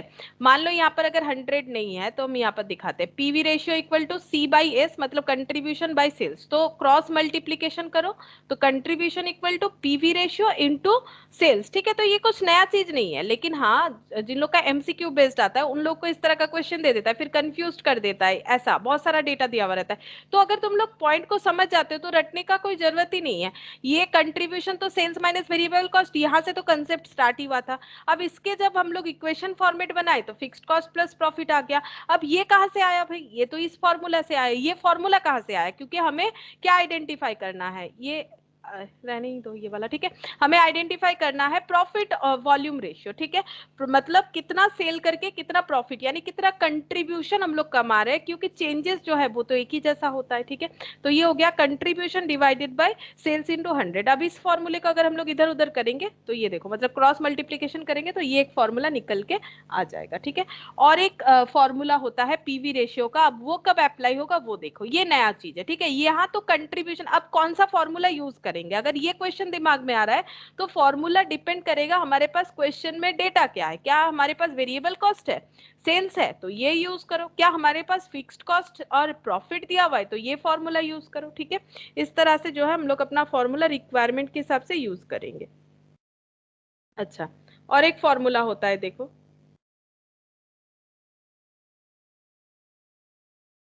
पीवी रेशियो का।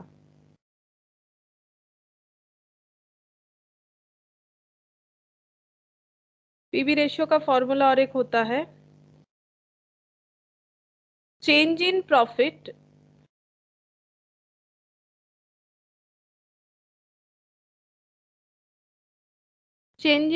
Divided by change in cell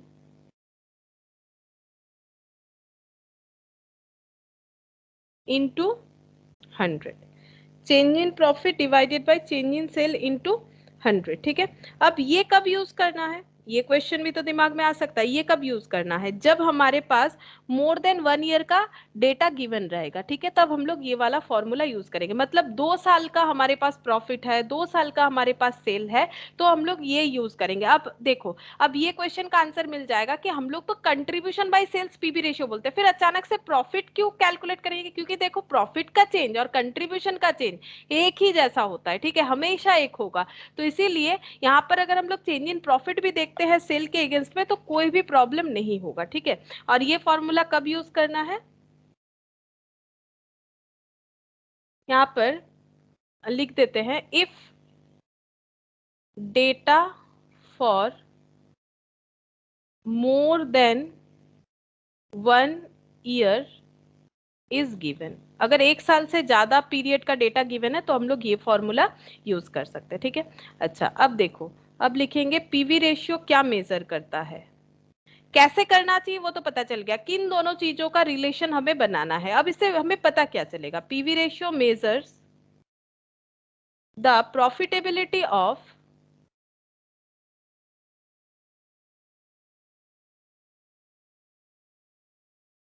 each product operations process in factory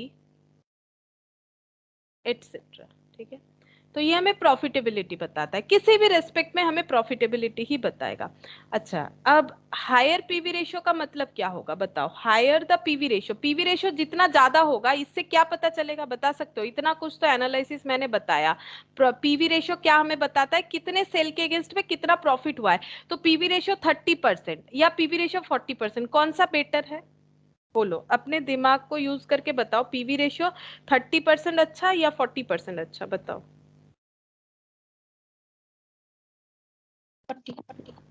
40, क्योंकि 30% का मतलब क्या, 30/100 मतलब 100 रुपया सेल करके कंट्रीब्यूशन 30, कंट्रीब्यूशन ज्यादा होना अच्छा या कम, अपना एग्जांपल देखो ना, कंट्रीब्यूशन जैसे कम हुआ फंस गए ना फिक्स्ड कॉस्ट पे करते हुए। तो मुझे ये बताओ कि कंट्रीब्यूशन हमेशा क्या होना चाहिए बिजनेस में, ज्यादा या कम, ज्यादा। ज्यादा। तो कंट्रीब्यूशन ज्यादा चाहिए तो पीवी रेशियो भी तो ज्यादा होना चाहिए, पीवी रेशियो का मतलब कंट्रीब्यूशन सेल 30% मतलब 30/100 हुआ ना। तो इसका मतलब हाई पीवी रेशियो जितना होगा उतना अच्छा, higher the PV ratio it is better as, higher the PV ratio it is better as it reflects higher contribution पर कंट्रीब्यूशन बाय प्रॉफिट, ठीक है, हायर कंट्रीब्यूशन बाय प्रॉफिट। अच्छा,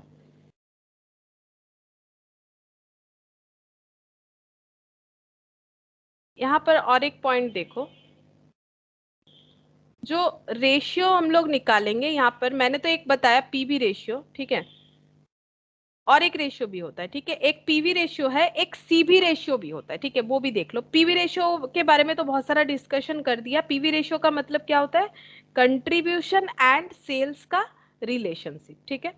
अच्छा, ये क्या है? CV ratio. सीवी रेशियो में किस चीज का रिलेशन बताया जाता है? वी मतलब वेरिएबल कॉस्ट एंड सेल्स, ठीक है। जैसे profit and volume, cost and volume, ठीक है। पीवी रेशियो का मतलब होता है कंट्रीब्यूशन और सेल्स के अंदर रिलेशनशिप, ठीक है। सीवी रेशियो का मतलब होता है variable cost and sales. PV ratio मतलब प्रॉफिट वॉल्यूम रेशियो, सीवी मतलब कॉस्ट वॉल्यूम रेशियो, ठीक है। तो यहाँ पर देखो, वेरिएबल ये दो है जो ना, ये दो कॉस्ट जो है बिल्कुल एक दूसरे के साथ रिलेटेड है। इसके साथ एमसीक्यू भी बन सकता है, छोटा छोटा क्वेश्चन भी बन सकता है। जैसे मान लो कि अगर ये वाला 40% है तो बता सकते हो ये कितना परसेंट होगा? थोड़ा सा सोच के मुझे ये कोई बता सकता है कि अगर प्रॉफिट वॉल्यूम रेशियो 40% है तो cost and variable cost and sales का रेशियो कितना बनेगा? बता सकते हो? 60%। 60%, करेक्ट, 60% बनेगा। क्यों? प्रॉफिट वॉल्यूम रेशियो 40% का मतलब प्रॉफिट 40, ठीक है। तो सेल्स, प्रॉफिट वॉल्यूम रेशियो का मतलब क्या? प्रॉफिट बाय क्या हो जाएगा? सेल्स। तो प्रॉफिट 40, सेल्स कितना? 100, ठीक है। तो अगर हम लोगों ने अभी फॉर्मूला देखा ना, सेल्स माइनस टोटल कॉस्ट क्या होता है? प्रॉफिट, ठीक है। सेल्स कितना है? 100। टोटल कॉस्ट में हमें कुछ नहीं पता, हमें प्रॉफिट पता है। चलो कोई बात नहीं, प्रॉफिट तो टोटल कॉस्ट कितना हो गया? टोटल कॉस्ट हम लोग का हो जाएगा, यहाँ पर 40 माइनस कर दो, ठीक है। टोटल कॉस्ट, सॉरी, ये थोड़ा सा गलत बता दिया, ये प्रॉफिट नहीं, ये तो कंट्रीब्यूशन होगा ना, क्योंकि पीवी रेशियो तो कंट्रीब्यूशन और सेल बताता है, मैंने गलती से प्रॉफिट लिख दिया। तो कंट्रीब्यूशन कैसे निकलता है? कंट्रीब्यूशन का मतलब होता है सेल्स माइनस वेरिएबल कॉस्ट। क्यों मैंने वेरिएबल कॉस्ट वाला फॉर्मूला लिया? क्योंकि यहाँ पर मुझे रिलेशनशिप किसका बताना है? वेरिएबल कॉस्ट और सेल का। तो sales minus variable cost equal to profit. Sales अगर 100 है, वेरिएबल ये जो कंट्रीब्यूशन है, ठीक है, sorry, sale minus variable cost, क्या क्या बोल रहे हैं, sale minus variable cost equal to contribution. थोड़ा सा फिर से बताते हैं, मैंने थोड़ा सा गलत लैंग्वेज ले लिया। सेल्स माइनस वेरिएबल कॉस्ट मतलब कंट्रीब्यूशन, ठीक है। अब यहाँ पर दे रखा है 40% मेरा पीवी रेशियो, ठीक है। पीवी रेशियो का मतलब कंट्रीब्यूशन बाय सेल्स, तो कंट्रीब्यूशन 40, सेल्स 100, ठीक है। तो 100 minus variable cost equal to क्या हो जाएगा? Contribution, that is 40। तो यहाँ पर 100 माइनस 40 इक्वल टू क्या हो गया? Variable cost. तो वेरिएबल कॉस्ट कितना आ गया? 60। अब 60% यहाँ पर सीवी का मतलब क्या हो जाएगा? अब ये 60% तो तुम लोगों ने मुझे बता ही दिया, क्योंकि वेरिएबल कॉस्ट और सेल का रिलेशन बता रहा है। नाउ हम लोगों को पता चल गया वेरिएबल कॉस्ट 60, सेल्स 100 है, तो फिर 60 बाई 100 इंटू 100 तो बन गया 60%, ठीक है। तो जो प्रॉफिट वॉल्यूम रेशियो और कॉस्ट वॉल्यूम रेशियो है वो एक दूसरे को बिल्कुल रिलेट करेगा हमेशा, ठीक है। अगर ये 60 है तो ये 40 बन जाएगा, ठीक है। ये 40 है तो ये 60 हो जाएगा, ये 50 है तो ये 50 हो जाएगा, ये 20 तो ये 80 हो जाएगा, ठीक है। तो यहाँ पर ये देखो 60 बाई 100 इंटू 100, इसी वजह से ये 60 होगा। तो ये जो है लॉन्ग क्वेश्चन करने के लिए भी हमें ये चीज याद रखना चाहिए, और शॉर्ट क्वेश्चन में भी हो सकता है, एमसीक्यू में भी हो सकता है। बहुत ही इंपॉर्टेंट पॉइंट है, ठीक है। अच्छा,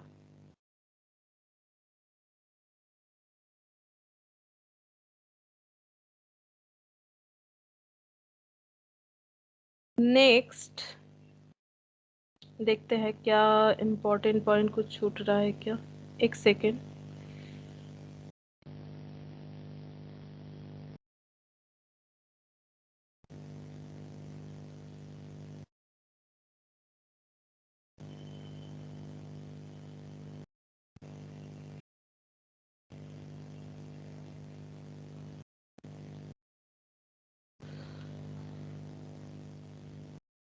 ठीक है, और कुछ नहीं है इसके रिगार्डिंग, और कुछ मुझे नहीं दिख रहा है, जब सारा चीज मैंने बता दिया। नेक्स्ट जो रेशियो है, ठीक है, नेक्स्ट जो टेक्निक है जो हमें यूज करना चाहिए, that is break even analysis.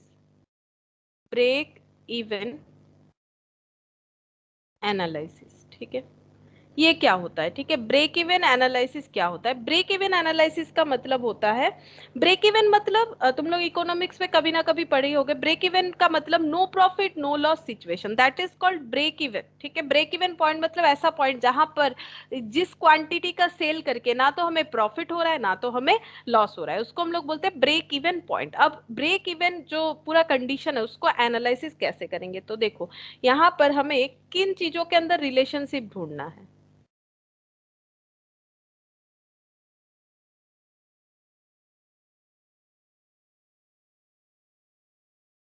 यहाँ पर हमें सेल्स वॉल्यूम, क्योंकि मैंने अभी क्या बोला, ब्रेक इवन मतलब वो कौन सा क्वांटिटी का सेल है या फिर कौन सा अमाउंट ऑफ सेल है जिस पॉइंट पे सेल करके ना तो हमें प्रॉफिट हो रहा है ना तो हमें लॉस हो रहा है। तो एक सेल्स वॉल्यूम तो रहेगा ही, प्रॉफिट जो कि 0 रहेगा इस पॉइंट पे, और कॉस्ट, ठीक है। कॉस्ट, अब कॉस्ट में क्या क्या रहेगा, हमेशा यहाँ पर फिक्स्ड और वेरिएबल कॉस्ट में बात होगा, क्योंकि मार्जिनल कॉस्टिंग पढ़ रहे, फिक्स्ड और वेरिएबल। अच्छा, अब देखो ये जो एनालिसिस है इसका और एक नाम भी है, ब्रेक इवन एनालिसिस का और एक नाम भी होता है सीबीपी एनालिसिस, ठीक है।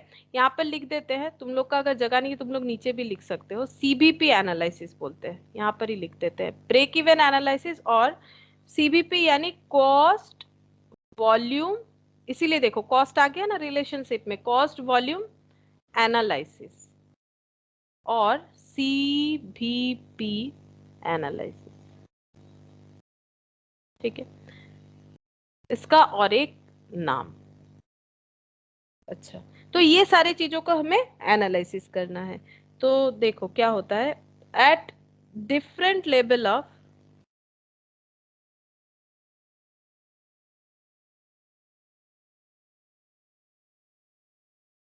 Activity we want to know the impact of cost, volume and profit. At different level of activity we want to know the impact of cost, volume and profit. हमें हर एक लेवल ऑफ एक्टिविटी पे ये पता करना पड़ता है कि कितना कॉस्ट हमारा कम या ज्यादा हुआ, कितना वॉल्यूम प्रोडक्शन हो रहा है उसके रिगार्डिंग, और क्या हम लोग प्रॉफिट अर्न कर रहे हैं, ठीक है। तो ब्रेक इवन पॉइंट कौन सा पॉइंट है, देखो ब्रेक इवन पॉइंट, हम लोग ब्रेक इवन एनालिसिस कर रहे हैं, इसका दो पार्ट हो जाएगा, एक तो हम लोग बोलेंगे ब्रेक इवन पॉइंट और एक बोलेंगे ब्रेक इवन सेल्स, ठीक है। तो ब्रेक इवन पॉइंट क्या होता है, इवन का मतलब क्या होता है, इवन का मतलब ऐसा पॉइंट, इवन पॉइंट का मतलब पॉइंट एट विच, ठीक है, point at which there is no profit no loss, ठीक है।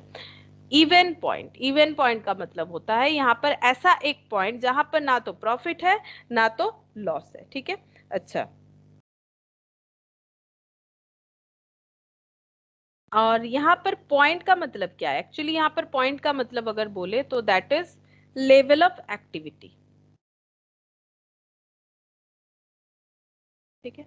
कौन से लेवल ऑफ एक्टिविटी पे हम लोग ना तो प्रॉफिट अर्न कर रहे हैं ना तो लॉस अर्न कर रहे हैं, ना तो हमारा बिजनेस करके प्रॉफिट हुआ ना तो हमारा बिजनेस करके लॉस हुआ है, ठीक है। अच्छा, अब यहाँ पर देखो इसका मतलब क्या हो जाएगा, सेल्स रेवेन्यू, सेल्स रेवेन्यू मतलब सेल्स करके जितना पैसा आया इक्वल टू क्या होना चाहिए, टोटल कॉस्ट, है ना। अगर हम लोग 100 रुपए का सेल किए और 100 रुपए में ही चीज खरीदे थे तभी तो हुआ नो प्रॉफिट नो लॉस, या फिर प्रोडक्शन करने में 100 रुपया लगा और उसको 100 रुपए में ही बेच दिया, that is no profit no loss situation, total cost 100 और सेल्स रेवेन्यू भी 100, ठीक है। तो ये हो गया। अब टोटल कॉस्ट में दो कॉस्ट हमेशा रहता है, बिकॉज ये मार्जिनल कॉस्टिंग है, दो कॉस्ट क्या क्या है, फिक्स्ड कॉस्ट और वेरिएबल कॉस्ट, दोनों मिला के 100 हुआ और हम लोगों ने 100 में ही सेल कर दिया, that is no profit no loss situation. यानी कि पहला पॉइंट, ब्रेक इवन पॉइंट का पहला जो बेस है वो है सेल्स इक्वल टू हो जाता है टोटल कॉस्ट, पहला बेस है सेल्स इक्वल टू होगा टोटल कॉस्ट, इससे समझ में आता है। और एक बेस होता है, सेकेंड बेस, देखो क्या होता है, सेकेंड बेस होता है contribution equal to fixed cost, contribution equal to fixed cost. क्यों? नो प्रॉफिट नो लॉस बताया ना, ये देखो सेल्स, ठीक है, सेल्स कुछ एक है, उससे वेरिएबल कॉस्ट मुझे कुछ पॉइंट ले, मतलब कुछ अमाउंट ले लेना चाहिए, ठीक है। सपोज सेल्स है 10 रुपीज का, वेरिएबल कॉस्ट है 2 रुपीज का, ठीक है, बचा कितना 8 रुपीज, और फिक्स्ड कॉस्ट है 8 रुपीज, ठीक है। तो इसका मतलब क्या हो गया, contribution equal to fixed cost हुआ कि नहीं, तभी तो यहाँ पर नो प्रॉफिट नो लॉस। देखो ना एग्जांपल, कंट्रीब्यूशन, ये कंट्रीब्यूशन कहलाता है, कंट्रीब्यूशन और फिक्स्ड कॉस्ट अगर इक्वल है तभी तो नो प्रॉफिट नो लॉस। तो कंट्रीब्यूशन इक्वल टू क्या होना चाहिए, फिक्स्ड कॉस्ट होना चाहिए। ये सेकेंड पॉइंट होता है कि contribution equal to fixed cost होगा। और थर्ड और एक पॉइंट हम लोग देख सकते हैं, थर्ड पॉइंट में हमेशा हो जाएगा प्रॉफिट इक्वल टू जीरो, ठीक है, प्रॉफिट इक्वल टू जीरो हो जाएगा, ठीक है। और अगर इक्वेशन वाइज देखें तो हम लोग कैसे देखे थे, sales minus variable cost minus fixed cost equal to profit, ठीक है। Sales minus variable cost equal to क्या हो जाएगा, minus fixed cost equal to zero, क्योंकि हम बार बार बोल रहे हैं नो प्रॉफिट नो लॉस, तो ये जीरो हो गया। तो sales minus variable cost equal to क्या हो गया, fixed cost. Then contribution equal to क्या हो गया, फिक्स्ड कॉस्ट। तो देखो पहला पॉइंट मैंने क्या लिखा था, sales equal to total cost, वो भी हम लोग कर सकते हैं। कैसे कर सकते हैं, इसी को चेंज कर लो, इसी को चेंज कर लो, ठीक है। Sales minus total cost equal to profit, ठीक है, ये स्टेटमेंट से देख सकते हैं। तो sales equal to, sales minus total cost equal to zero, profit zero, तो sales equal to total cost. पहला पॉइंट डिस्कस हो गया, sales equal to total cost mathematically भी बता दिया, contribution equal to fixed cost mathematics के through से हम लोग बता दिए, और प्रॉफिट तो जीरो, वो तो मेन है ही, ठीक है, प्रॉफिट जीरो हो रहा है तभी तो no profit no loss situation create हो रहा है, ठीक है। अच्छा, अब हम लोग लिखेंगे ब्रेक इवन पॉइंट का कुछ फॉर्मूला होता है। देखो क्या क्या फॉर्मूला होता है ब्रेक इवन पॉइंट का। Break even point in unit, देखो ब्रेक इवन पॉइंट का मतलब क्या होता है कि हम लोग क्या कर रहे हैं, अपना फिक्स्ड कॉस्ट रिकवर तो कर ले रहे हैं बट कुछ बच नहीं रहा है। हम लोग अपना फिक्स्ड कॉस्ट तो रिकवर कर ही ले रहे हैं, उसमें कोई प्रॉब्लम नहीं है, बट कुछ बच नहीं रहा है। तो फिक्स्ड कॉस्ट को रिकवर करने में कौन हेल्प करता है, उसको क्या बोलते हैं, आज ही सीखा हम लोगों ने नया नाम। फिक्स्ड कॉस्ट को किससे रिकवर करवाते हैं, बोलो, कितना सारा तो एग्जाम्पल लिया मैंने। फिक्स्ड कॉस्ट को किससे रिकवर करवा, कंट्रीब्यूशन। तो यहाँ पर एक चीज याद रखो, हमेशा कंट्रीब्यूशन, फिक्स्ड कॉस्ट जो है वो रहेगा ही रहेगा फॉर्मूला में, ठीक है, क्योंकि हम लोग को क्या दिखाना है, हम लोग को ये दिखाना है कि हम लोग का no profit no loss situation है, ठीक है। तो यहाँ पर क्या हो जाएगा, फिक्स्ड कॉस्ट, फिक्स्ड कॉस्ट को रिकवर करवाएंगे, किससे रिकवर करवाएंगे, कंट्रीब्यूशन से। तो यहाँ पर लिख दिया कंट्रीब्यूशन पर यूनिट, ठीक है। अब देखो इस फॉर्मूले को समझते हैं कि इससे आंसर यूनिट में ही क्यों आएगा। सपोज फिक्स्ड कॉस्ट है 20,000, फॉर एग्जांपल फिक्स्ड कॉस्ट है 20,000, एक यूनिट प्रोडक्ट बेचने पे कंट्रीब्यूशन है 2 यूनिट, ठीक है। डिवाइड करो कितना आ रहा है, डिवाइड करने पे डिवाइड तो कर ही लोगे, 10,000 आ रहा है। अब बताओ ये 10,000 क्या आ रहा है, 20,000, ये रुपीज है, ये रुपीज है, रुपीज रुपीज तो दोनों डिवाइड होने से तो कैंसिल हो जाएगा, बचा क्या, यूनिट। तो आंसर किस में आया बताओ, 10,000 आंसर किस में आया, यूनिट। यूनिट, ठीक है। तो इसका मतलब कि 20,000 फिक्स्ड कॉस्ट को रिकवर करने के लिए अगर हम लोग कंट्रीब्यूशन का इस्तेमाल करें, क्योंकि कंट्रीब्यूशन ही तो हमें फिक्स्ड कॉस्ट रिकवर करने में हेल्प करेगा। अब कंट्रीब्यूशन कैसे हेल्प कर रहा है, एक यूनिट पे 2 रुपए का सपोर्ट दे रहा है, ठीक है, तो 2 रुपए का सपोर्ट मिल जाता है एक यूनिट के लिए, ठीक है। तो 20,000 का अगर हमें रिकवरी करना है तो कितना यूनिट बेचना पड़ेगा, 10,000 यूनिट। अगर मैथमेटिकली देखो तो रुपीज रुपीज कैंसिल हो गया, बच गया क्या, यूनिट, 10,000 यूनिट, ठीक है। तो ये आंसर हो गया। इसीलिए अगर फिक्स्ड कॉस्ट को हम लोग कंट्रीब्यूशन पर यूनिट से डिवाइड करते हैं देन ब्रेक इवन पॉइंट आता है। कभी भी कंफ्यूजन हो एग्जांपल लेके करके देख सकते हो, क्योंकि पर यूनिट बोलेगा तो ऑब्वियसली ऊपर से ज्यादा तो नहीं होना चाहिए ना, एक यूनिट का कंट्रीब्यूशन, ठीक है। मैंने 2 लगाए, तुम लोग 10 लगा लो, 12 लगा लो, जो भी करो ना, क्यों आंसर तो यूनिट पे ही आएगा, ठीक है। ये हो गया break even point in unit. और क्या हो सकता है, ब्रेक इवन इन वैल्यू, ठीक है। वैल्यू मतलब ये 10,000 यूनिट जैसे एग्जांपल हुआ, अब ये हो गया, इतना यूनिट अगर बेचेंगे तो नो प्रॉफिट नो लॉस में पहुंच जाएंगे, ठीक है। अब कितने रुपए का सेल करें, ये तो कितना क्वांटिटी हो गया कि 10,000 यूनिट, पीसेस हो, किलो हो, जो भी हो, इतना बेचना पड़ेगा। कितने रुपए का बेचना पड़ेगा, कितना सेल होना चाहिए इन रुपीस बताओ, तब हमें क्या करना है। फिर से वही ब्रेक इवन पॉइंट है, तो फिक्स्ड कॉस्ट तो आएगा ही आएगा। और अगर फिक्स्ड कॉस्ट को रिकवर, हाँ बोलो। बाय सेल्स हो जाएगा। बाय सेल्स नहीं, बाय सेल्स तो नहीं होगा, ये तो कंट्रीब्यूशन से रिकवर होता है ना। तो कंट्रीब्यूशन की जगह क्या लिख सकते हो बताओ, कंट्रीब्यूशन का और एक फॉर्मूला हम लोगों ने क्या देखा था, पीवी रेशियो, ठीक है। पीवी रेशियो मतलब क्या होता है, कंट्रीब्यूशन बाय सेल्स इनटू 100। हम लोग यहाँ पर वैल्यू लगाना चाहते हैं, ठीक है। तो एक चीज देखो, वैल्यू के लिए हमें क्या करना पड़ेगा, हमें वैल्यू के लिए एक सेलिंग प्राइस जो है वो मल्टीप्लाई करना चाहिए, है ना। सेलिंग प्राइस मल्टीप्लाई करना चाहिए। अगर हम लोग यहाँ पर कंट्रीब्यूशन पर यूनिट लिख देते हैं, एक बार सोचो, हम इस फॉर्मूले से ही इस फॉर्मूले को डिराइव करेंगे। सोचो, फिक्स्ड कॉस्ट के नीचे मैंने कंट्रीब्यूशन पर यूनिट लिख दिया, तो क्या निकल के आ गया, 10,000 यूनिट। एग्जाम्पल के हिसाब से अगर मुझे रुपीज ही पता करना है तो क्या पता करना पड़ेगा, एक एक यूनिट कितने में सेल हो रहा है, तो सेलिंग प्राइस पर यूनिट। अगर ये हम मल्टीप्लाई कर देते हैं तो क्या मुझे वॉल्यूम का आंसर नहीं मिल जाएगा। 10,000 यूनिट सपोज अगर हम लोग सेल करते हैं एट द रेट ऑफ 5 करके, तो ये 5 इंटू हो जाएगा, इस पे तो 10,000 का आंसर आ गया, 5 इंटू हो जाएगा, तो 50,000 रुपीज का सेल करने से बीईपी सेल होगा। क्या इस तरह से आंसर आ सकता है, देखो आराम से आ सकता है। Selling price per unit multiply कर दो इस पे, तो सेम आंसर आ जाएगा, ठीक है। तो हम लोग क्या कर सकते हैं, यूनिट को ही पर यूनिट सेल से मल्टीप्लाई करके हम लोग वैल्यू निकाल सकते हैं, ठीक है। अब ये क्या हुआ, और एक फॉर्मूला देखो, और एक फॉर्मूला देखने से समझ जाओगे कैसे होगा। इसी से और एक फॉर्मूला बन जाएगा, ये देखो, fixed cost selling price by contribution. तो ये हम लोग बोल सकते हैं, अगर इसको एक बार 100 हटा देते हैं, रेशियो बना लेते हैं सी बाई एस, यानी कंट्रीब्यूशन बाय सेल्स। यहाँ पर जस्ट इसका ऑपोजिट है, सेल बाय कंट्रीब्यूशन। तो अगर मुझे सेल बाय कंट्रीब्यूशन लिखना है तो क्या इधर मेरा चेंजेस होना चाहिए, मैथमेटिकली सोचो, PV ratio equal to contribution by sales. अगर हम जस्ट इसको ऑपोजिट लिखना चाहते हैं, सेल बाय कंट्रीब्यूशन, तो मैथ्स मुझे क्या बोलता है, इक्वल के दोनों साइड सेम चेंजेस करो हमेशा। तो इधर क्या लिखना चाहिए, अगर हम इधर न्यूमरेटर डिनोमिनेटर को एक्सचेंज कर देते हैं, देन पीवी रेशियो को मुझे क्या इंटरप्रिटेशन करना चाहिए, कैसे लिखना चाहिए बताओ।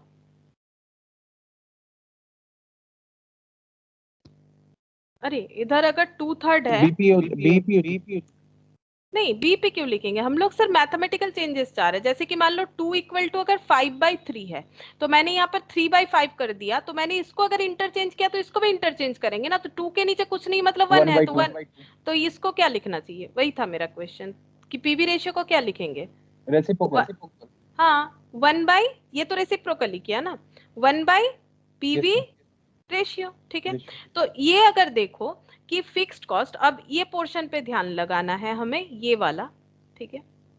ये भी पर यूनिट पे है, ये भी पर यूनिट पे है, ठीक है। दोनों जगह से पर यूनिट अगर कैंसिल कर देते, क्या बचा, सेलिंग प्राइस बाय कंट्रीब्यूशन, ठीक है। यहाँ क्या बचा, सेल्स, और यहाँ पर क्या बचा, कंट्रीब्यूशन। तो इसको अगर हम लोग इस तरह से दिखाएं, सेल बाय कंट्रीब्यूशन, तो भी तो सेम बात है। तो सेल बाय कंट्रीब्यूशन का मतलब क्या होता है, 1 by PV ratio. Sale by contribution का मतलब होता है 1 बाय पीवी रेशियो। तो हम लोग बोल सकते हैं फिक्स्ड कॉस्ट इनटू क्या हो जाएगा, fixed cost into 1 by PV ratio. तो इसको हम लोग बोल सकते हैं fixed cost by PV ratio. ये एक फॉर्मूला बनता है, fixed cost by PV ratio. बोलो समझ में आया कि नहीं। अगर कोई भी फॉर्मूला भूल जाते हो, थोड़ा सा मैथमेटिक्स का दिमाग लगाएंगे तो हम लोग एग्जाम टाइम पे भी फटाफट आइडेंटिफाई कर सकते हैं कि कौन सा फॉर्मूला होना चाहिए। कंसेप्ट पता होना चाहिए, what is break even point, break even point से हमें क्या पता चलता है, फिक्स्ड कॉस्ट को रिकवर करने के लिए हमें क्या चाहिए होता है, that is contribution per unit. यहाँ से हम लोगों ने क्या निकाल लिया, फर्स्ट तो हम लोगों ने यहाँ से निकाल लिया 10,000 यूनिट का आंसर, कि हम लोगों को कितना यूनिट बेचना है। फिर उस यूनिट में अगर हम लोग selling price per unit into कर देंगे, ये देखो सेम, इससे हमें 10,000 मिला था, 5 रुपए करके अगर सेलिंग प्राइस पर यूनिट है,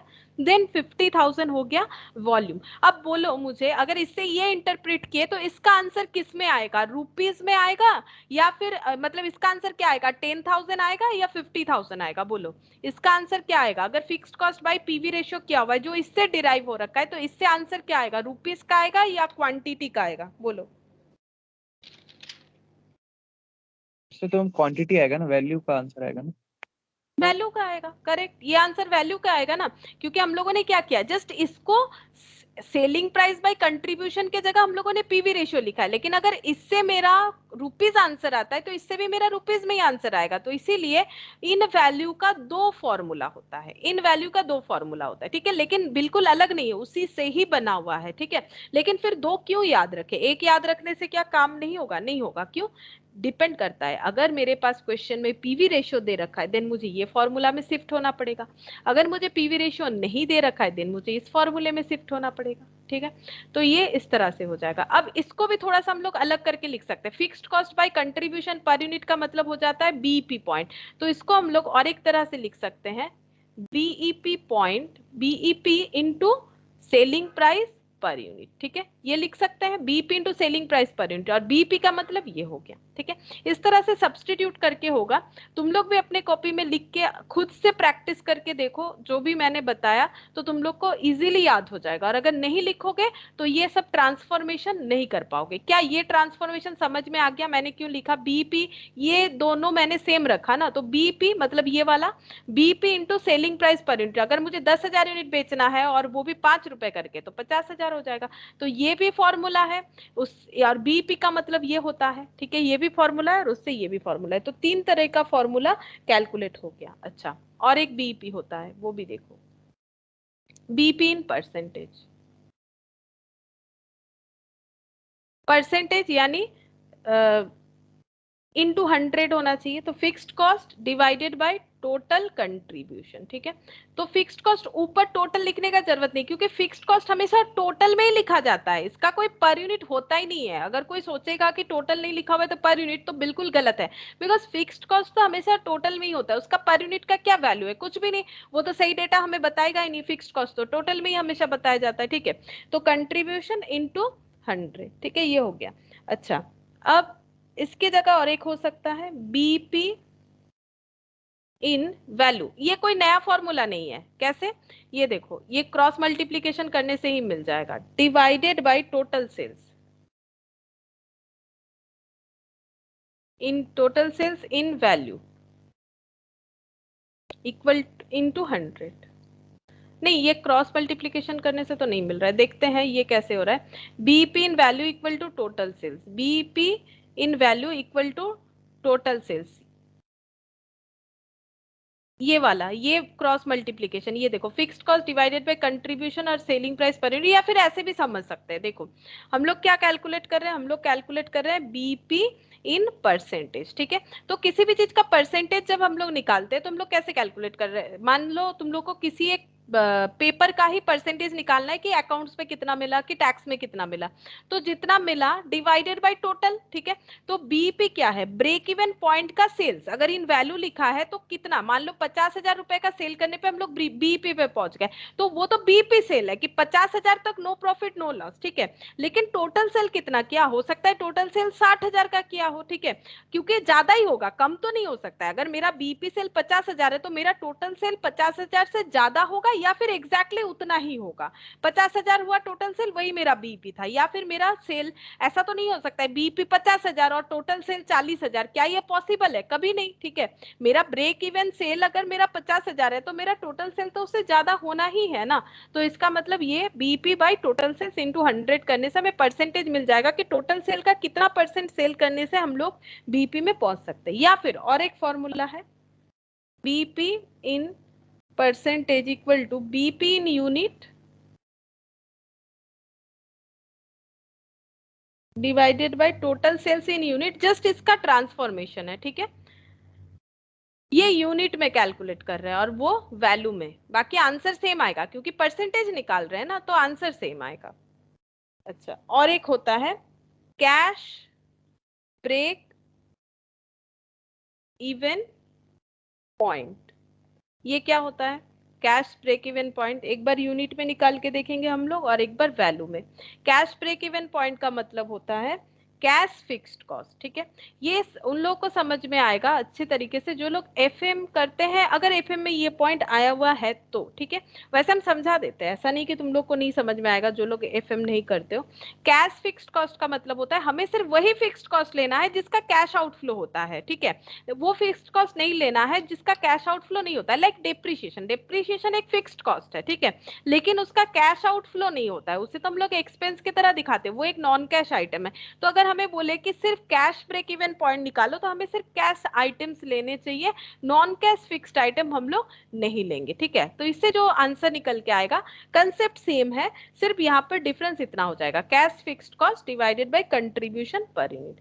अच्छा, और एक हो जाएगा cash break even point in value. Value का मतलब है सेल, तो इसका आंसर क्या हो जाएगा, कैश फिक्स्ड कॉस्ट। अब जैसे ही वैल्यू होगा वैसे पर यूनिट से डिवाइड नहीं होगा, क्यों, पर यूनिट से डिवाइड होने से क्या आता है, यूनिट आता है, ठीक है। तो अगर हमें वॉल्यूम में निकालना है, मतलब प्राइस में निकालना है, तो हमें क्या करना पड़ेगा, या तो ये लिख के into selling price per unit करना पड़ेगा, या तो हम लोग लिख सकते हैं डिवाइडेड बाय पीवी रेशियो, ये वाला फॉर्मूला, या तो ये फॉर्मूला लिखो, या तो ये फॉर्मूला लिखो, या तो ये वाला लिखो, fixed cost divided bye PV ratio, जो वैल्यू से आएगा। तो यहाँ पर हमें फिक्स्ड कॉस्ट कौन सा लेना है, कैश फिक्स्ड कॉस्ट, बस इतना ही हमें समझना है, ठीक है। अच्छा, अब यहाँ पर कैश फिक्स्ड कॉस्ट का मतलब क्या होगा, ये भी थोड़ा सा जो मैंने बताया वो लिखवा देते हैं। फिक्स्ड कॉस्ट जो है वो दो तरह का हो सकता है, कैश फिक्स्ड कॉस्ट और नॉन कैश फिक्स्ड कॉस्ट, ठीक है। कैश फिक्स्ड कॉस्ट क्या होता है, एक्चुअल कैश आउटफ्लो जिस पे होता है, और ये जो है नो एक्चुअल कैश आउटफ्लो, कोई भी एक्चुअल कैश आउटफ्लो नहीं होता है, जैसे कि डेप्रिसिएशन, खर्चा तो है, सोचो ना, डेप्रिसिएशन का क्या कोई पेमेंट करना पड़ता है, नहीं, इसीलिए इसको हम लोग क्या बोलते हैं, नॉन कैश फिक्स्ड कॉस्ट, ठीक है, नॉन कैश आइटम बोला जाता है इसे। और कैश फिक्स्ड कॉस्ट तो बहुत सारा है, रेंट हो गया, सैलरी हो गया, ठीक है, इस तरह का खर्चा हो जाता है कैश फिक्स्ड कॉस्ट, ठीक है। अच्छा, अब ये कंक्लूजन में हम लोग आ रहे हैं कि जो ब्रेक इवन पॉइंट है उससे उसका कंक्लूजन क्या है, कंक्लूजन ये है कि before reaching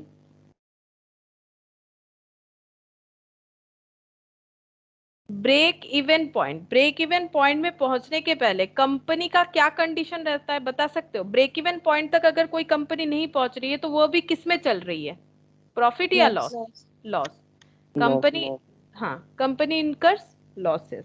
after reaching break even point company earns profit, ठीक है। ब्रेक इवन पॉइंट में पहुंच जाने के बाद, आफ्टर, और जब ब्रेक इवन पॉइंट में पहुंचेगी तब जीरो सिचुएशन में जाएगी, ठीक है। ब्रेक इवन के पहले नेगेटिव, ब्रेक इवन पे जीरो, और ब्रेक इवन पे आफ्टर ब्रेक इवन ये हो जाता है प्रॉफिट। तो ये देखो, ये है ब्रेक इवन पॉइंट, ठीक है, ये ब्रेक इवन के आगे का सिचुएशन, ठीक है, और ये ब्रेक इवन के बाद का सिचुएशन, ये ब्रेक इवन का सिचुएशन।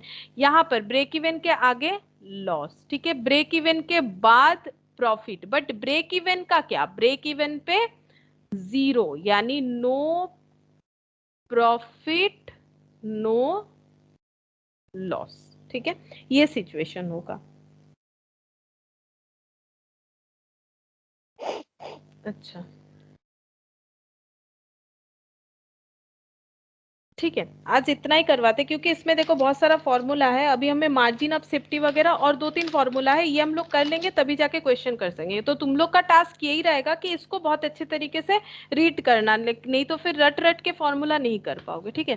तो आज इतना ही करते हैं, नेक्स्ट क्लास फ्राइडे में फिर से करेंगे।